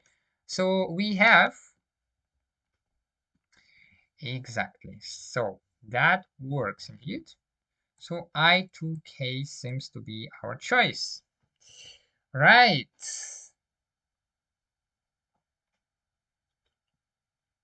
If we just write here what it evaluates, it's 0, 2, and we have that,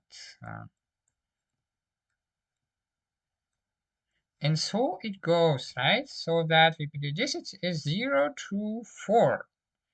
0 to 4, where 2's are supposed to be -1, which corresponds to I squared is -1, right? And here it is supposed to be 1 again, which corresponds to I to the power 4 is 1, because I squared multiplied by I squared is exactly 1, right? So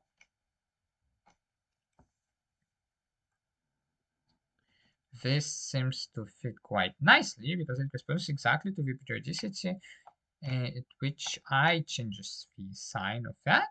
So indeed, it seems like we have I to the power of 2k. Right, so the cosinus is now just I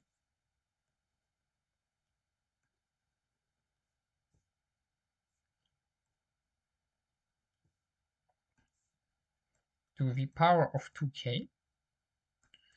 And other than that, well, x to the power of 2k as well. Right, here it is 0, here it is x squared by 1. Okay, 1 x squared, here it is x fourth, and of course divided by 2k factorial. Right, that is the cosinus.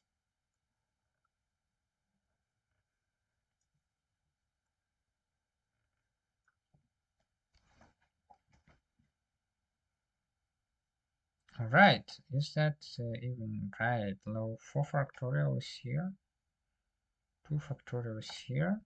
We have this periodicity like -1 by the second one, right? And we have by the fourth one, we have 1 again. Yes, it seems like this is indeed cosinus. So let's put it here. Cosinus x is k equals 0 to infinity y I multiplied by 2k x multiplied by 2k.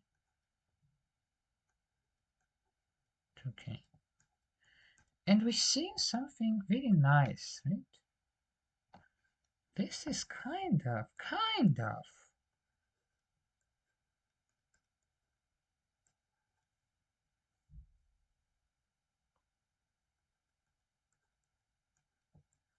exactly every even sum term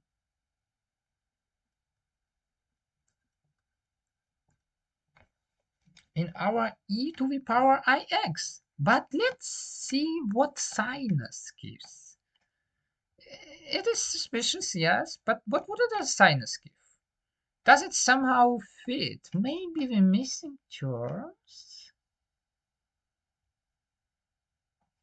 You see the resemblance with e to the power ix here, if you replace it by x, and you just think only of even numbers in here, they will be some 2k exactly, and here you would have 2k, well, 2k tilde, you could think of 2k tilde, even numbers, 2k tilde, and this is exactly the same form here. Right, now, sinus. What periodicity do we have maybe we should do it right away because okay, we have periodicity. Uh, if we evaluate it at 0, we have 0, 0. If we evaluate sinus at 0, just keep track of coordinates of corresponding angle points, right, on the unit circle. Here we evaluate it at 0, and we get 1. Here we evaluate it at 0, and we get 0. Here we evaluate it at 0, and we get -1. And here we evaluate it at 0, and we get 0. So we would go on odd places, we would have to switch between 1 and -1.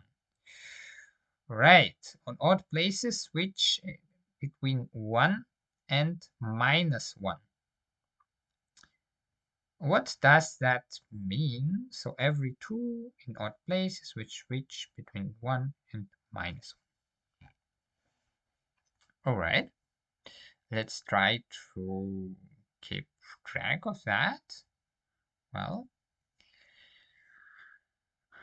what do we have here? Well, 1 is something like to the power of something that has something to do with 1, right? So the periodicity is 1 to k, some odd periodicity, right? How do we deal with that? Well, let's see. You recall that I to the power of 4 was exactly 1, right? So what if we just put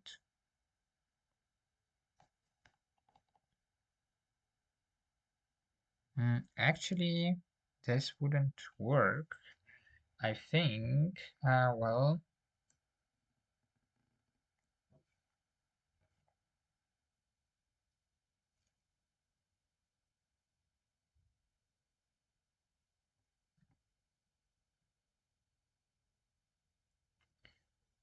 this wouldn't work.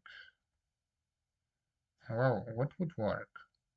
Well, let's look at I to the power of 1 is I to the power of 2 is -1, and that we would like to have only here, right? So first we would have to have kind of I to the power of 0, but I to the power of kind of, well, if we would take 3, then we would take -1, right? I to the power of 3, but I to the power of 3 is not -1, so we would have 2 at the place of 3, which kind of suggests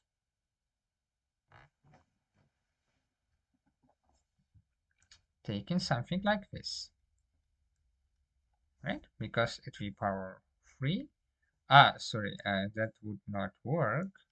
We would have to have -1, so we would have to have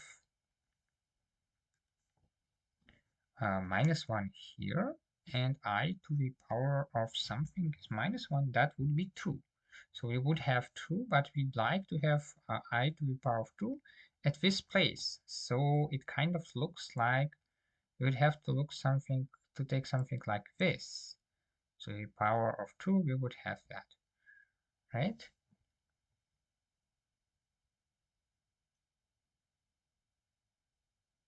And let's look, maybe it works just fine. Well, if we continue, then we would again go another round, fifth, sixth. I mean, here we would have the fourth derivative, right? Here we would have the fifth derivative. The fourth and the fifth is now same, right? Because I have gone to the repetition. I have not stopped before that. So we have fourth derivative, then we have fifth derivative. And by the fifth, we would have again this. So the cycle is kind of 1 is by 5, right? 1 is by 5, 1 is by first, minus 1 by third, 1 is by fifth, minus 1 by seventh, so it's some alteration in odd numbers.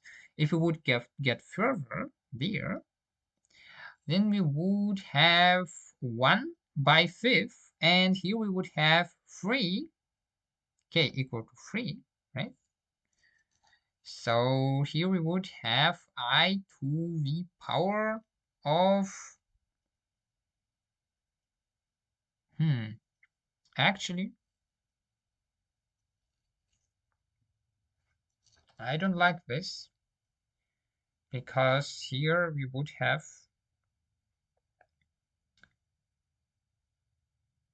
it seems like I remains, and I should not remain. Right. I is allowed to remain. That's right. You see. Yeah. Okay. Let's keep it like that, right? All right.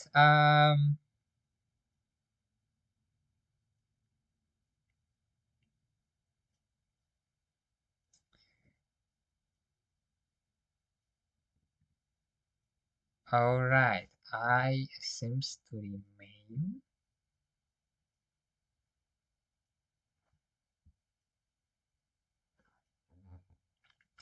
And now we have, we wanted to have here that, and we have plugged in just 1, and then it doesn't work, of course. So we have to go to 2k again, seemingly. But 2k would not work again. So what do we actually have to do? We have to take 1. We have to have 1 here. So 1 by actually 0, you could think, or you could think 1. Okay, that we have to investigate. But since this falls out, this is by 0, right? By 0, we have to take 1. And this works, right? By 0, we have to take 1. And by 1, we have to take minus 1. So that works. Okay. Then we continue, and by 5, we have to take 1. But by 5 means what? That means by 2. Right? And I to the power of 4 is equal to 1. Oh, what am I doing here so cryptic? Well, you see, if you start using that, right, remember here is 0, right? The zeroth derivative of sinus is sinus evaluated at 0 is of course 0. And we start already here, and then we have the first, and I have to keep track of that first, and we have 1 factorial, and we have just that being this derivative, and we have some x, again, evaluated at 0, of course, so x plus 0, right? So we have just some x. Then we have, that is first, that is second is just 0, because we evaluated that, right? And here we have minus 1, and here is third, 1, 6, and here is x3, right? Here's third. And then it goes on. The fourth disappears. 0, fourth, because that is just that here. And then the derivative begin to repeat, and there we have 1. So we have plus 1 divided by, well, I don't know, 120 actually, but it doesn't matter. We are not interested in that. Well, fifth. And so it repeats, right? So there we have 0, there we have minus, and so on. And minus, of course, with some x7. Right. And now I tried to like figure out what coefficients we should have, because clearly we would have like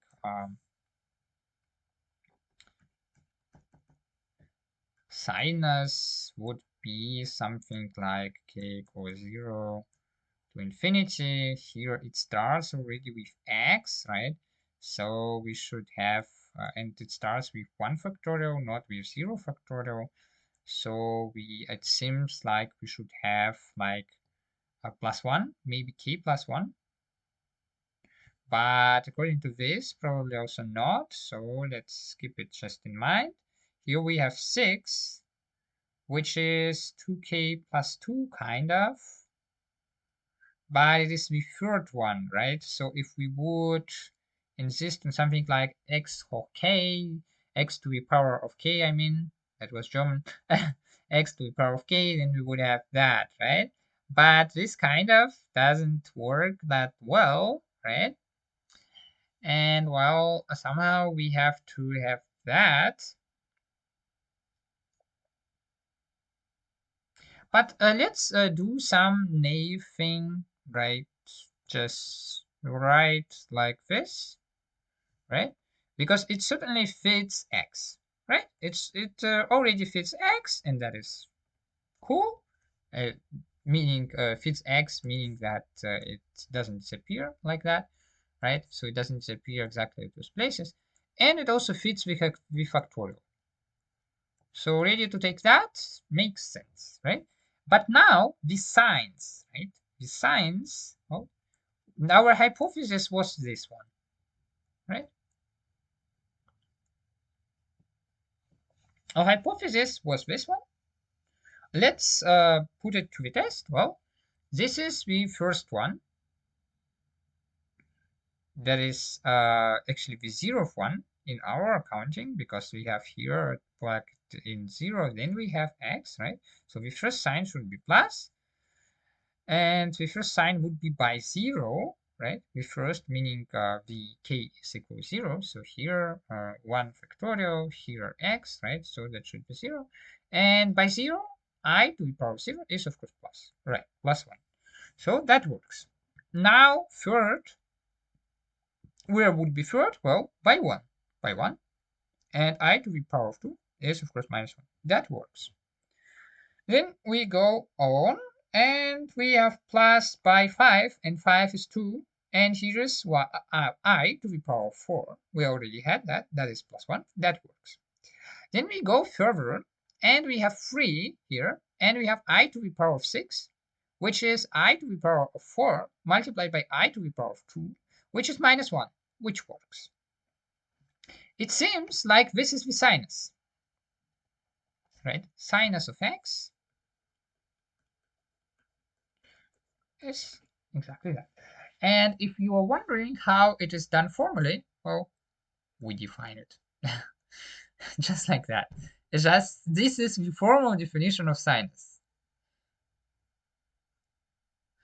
And then you could have those angle considerations, and you could just think of those derivatives, like angle considerations like we did for the sinus, and you could have derived those derivatives from that, and could have been shown that if we say that the sinus works like that with angles on the unit circle, then by those derivatives we get exactly that representation, so it is consistent. But there are many ways to prove that it is consistent, and they are all not quite round, not necessarily, but there's no need for that. We just define it like that, and that it works like that in the unit circle. It's like uh well,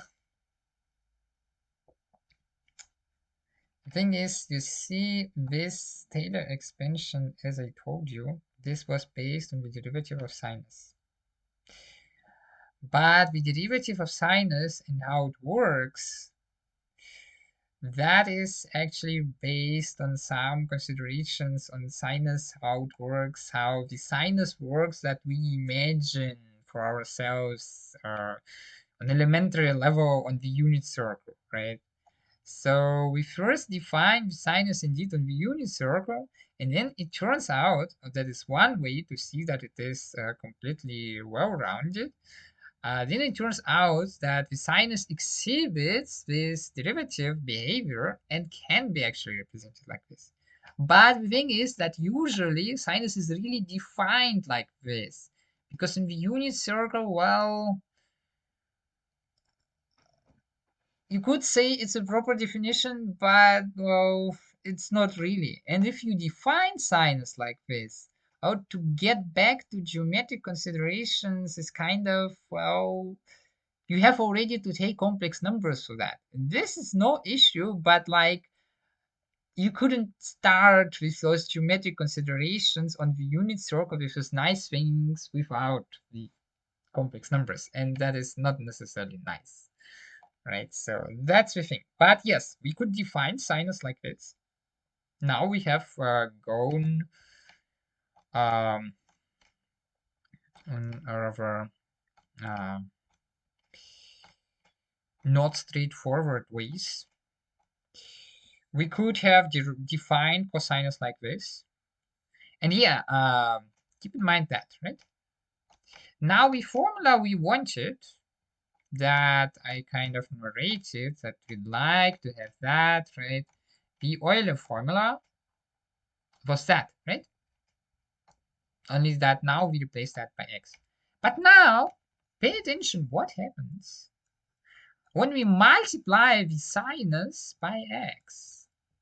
Of course, it is not formal. I have not formalized that, but kind of, well, it would make sense. And you could think about how to formalize that. I have introduced the sequences, so it's very simple in this case. It is kind of like this. It is very self-suggestive, and indeed it is mathematically justifiable. So it is all proper and pure. And you have that. I sinus multiplied by that is that. But what is that? That is odd summons, so odd sum terms. Let's look, take a look at this. K equals 0.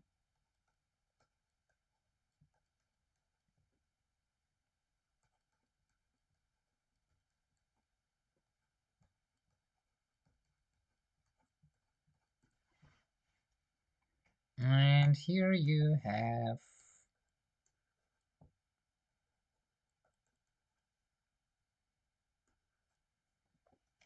right here I would put our cosinus I to kx to k factorial.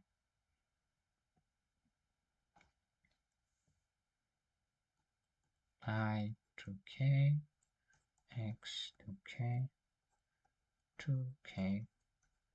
factorial.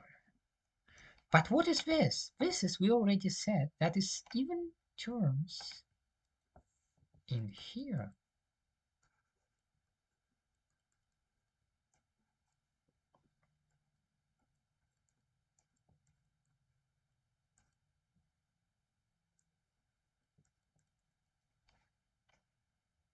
But this is odd terms in here. If you just go through all natural numbers, here you would have all odd numbers with same shape of terms as in here, but only of odd ones. And here you would have same shape of even ones. So the terms that we have in total in here are exactly the terms in here. And now recall what that was. Of course, it is not exactly mathematically justified. We would have to show properly conversions, but this is also kind of, it really kind of like it really works. Now recall that we had to multiply by I to obtain this. Here it was without that, right?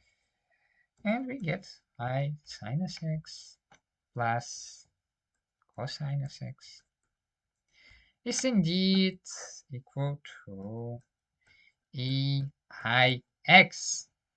And this is the Euler formula. Ta-da!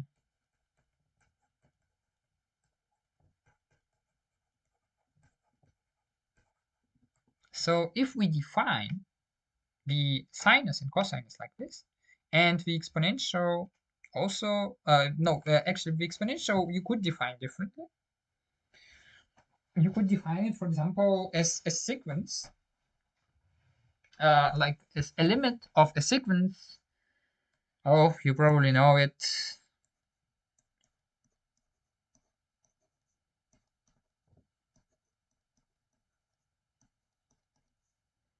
At each x, we define it like this.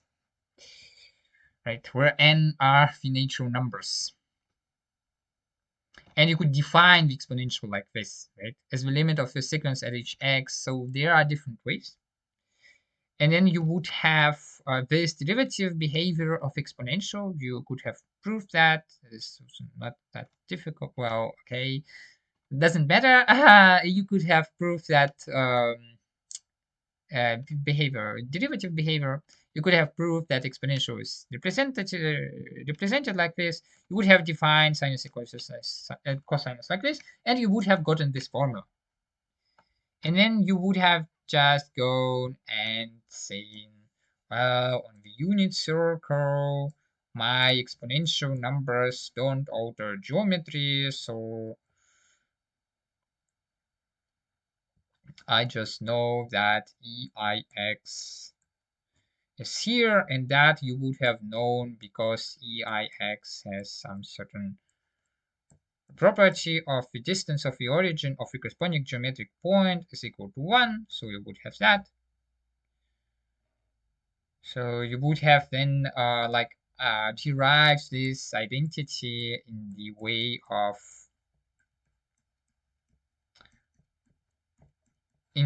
just looking at this infinite sums, right? Of course, it doesn't look that nice, but you could have done that theoretically, and then you would have this. And then you would say, well, sinus and cosinus are actually those coordinates because this lies on the unit circle. And so these are coordinates on this complex number like that. So you would have gone kind of the other way around from the very simple geometric visual interpretation. We went and you would have gone from the analytic interpretation towards the very simple geometric interpretation, but then you would have done everything in the clean way. Like in the clean way, meaning that you would have defined it properly, you would have defined that properly, you would have defined that properly, and then you go to the geometric interpretation. Because in our case, the geometric interpretation, it kind of makes sense, but it arises from nowhere. The geometric interpretation is just, well, kind of looks like it is like in the triangle, so kind of makes sense. Well, so it is not that clean, right? But very self-suggestive, very visual, very plausible, yes. But the proper way, or more proper way, would be probably to do it analytically in the first place, and then to go towards the geometric intuition and to work it out just by making very technical calculations to derive obvious identities, right? So this is kind of a conflict between analytical approach or calculus approach and the geometric approach. You can't really reconcile them. Reconciliation between them is always intuitional. There are always intuitional assumptions behind it. So you can't really make a smooth transition. Of course, in mathematics, we are always talking about them being completely smoothly connected, but not quite, not true. It's just that it makes sense to connect them. That's what we call smooth connection. That it makes sense. But the connection is not actually smooth. It is just what we put into the interpretation. Yeah, so a little bit of outlook. Yeah, but now you are really a specialist in all the things around it, right? At least on the elementary level. You really understand how it works and why it works. Now we have properly derived the Euler formula. All right, I'm glad that I did that for you because, yeah, it's nice, right? It's really nice that after introduction of this complex unit of this I, of this very special number, we suddenly have that we can match this periodicity in those power series as if I was created especially to match this -1 periodicity, so that this taken as coefficient in those power series with matching periodicities would have exactly a sum of those series, of this infinite series, exactly that when I is plugged in into the exponential where I is multiplied with real number. right? This is like crazy. This is like the number I was especially created to do this, but it was not. That's the thing. It just turned out. But yeah, now we have it. We have the Euler formula.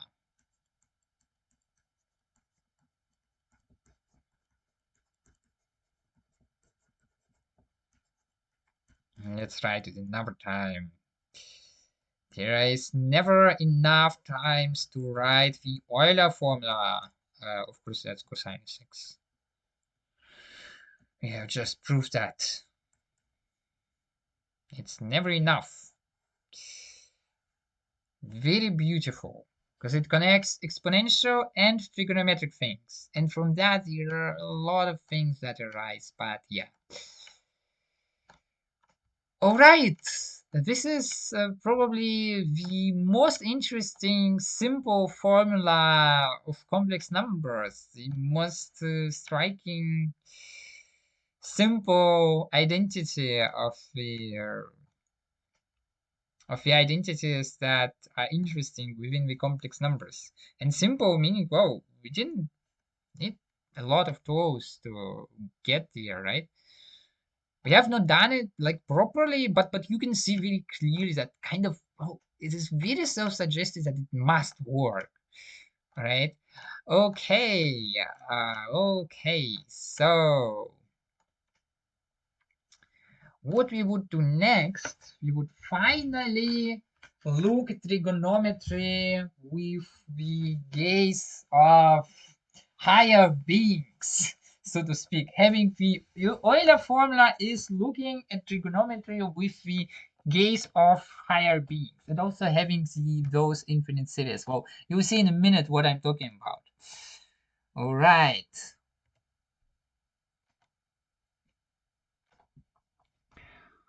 Well, change of plans. I have to study. Certainly have to study. That's why it will be moved to the next time. I thought we'll finish this time, but actually no.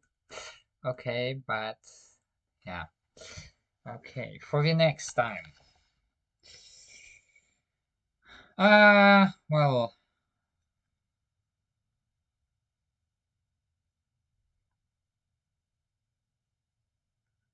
geometric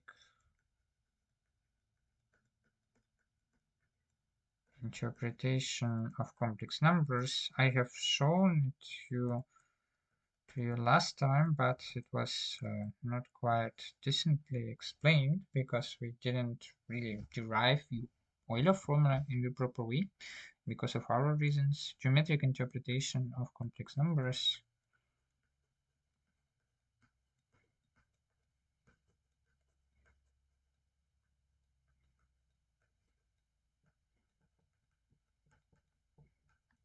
Circles around origin.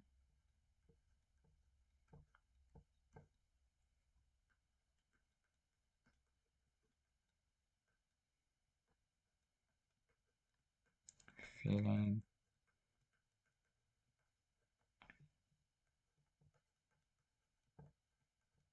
plane. All right, then all basic trigonometric identities.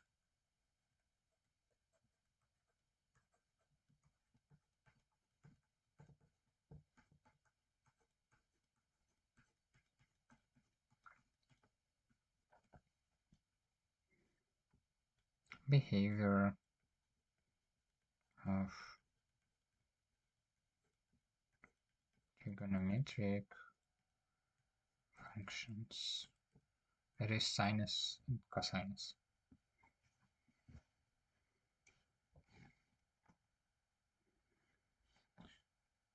All right. Well, with that I'd like to finish. So there's been quite some material, but I hope you are managing.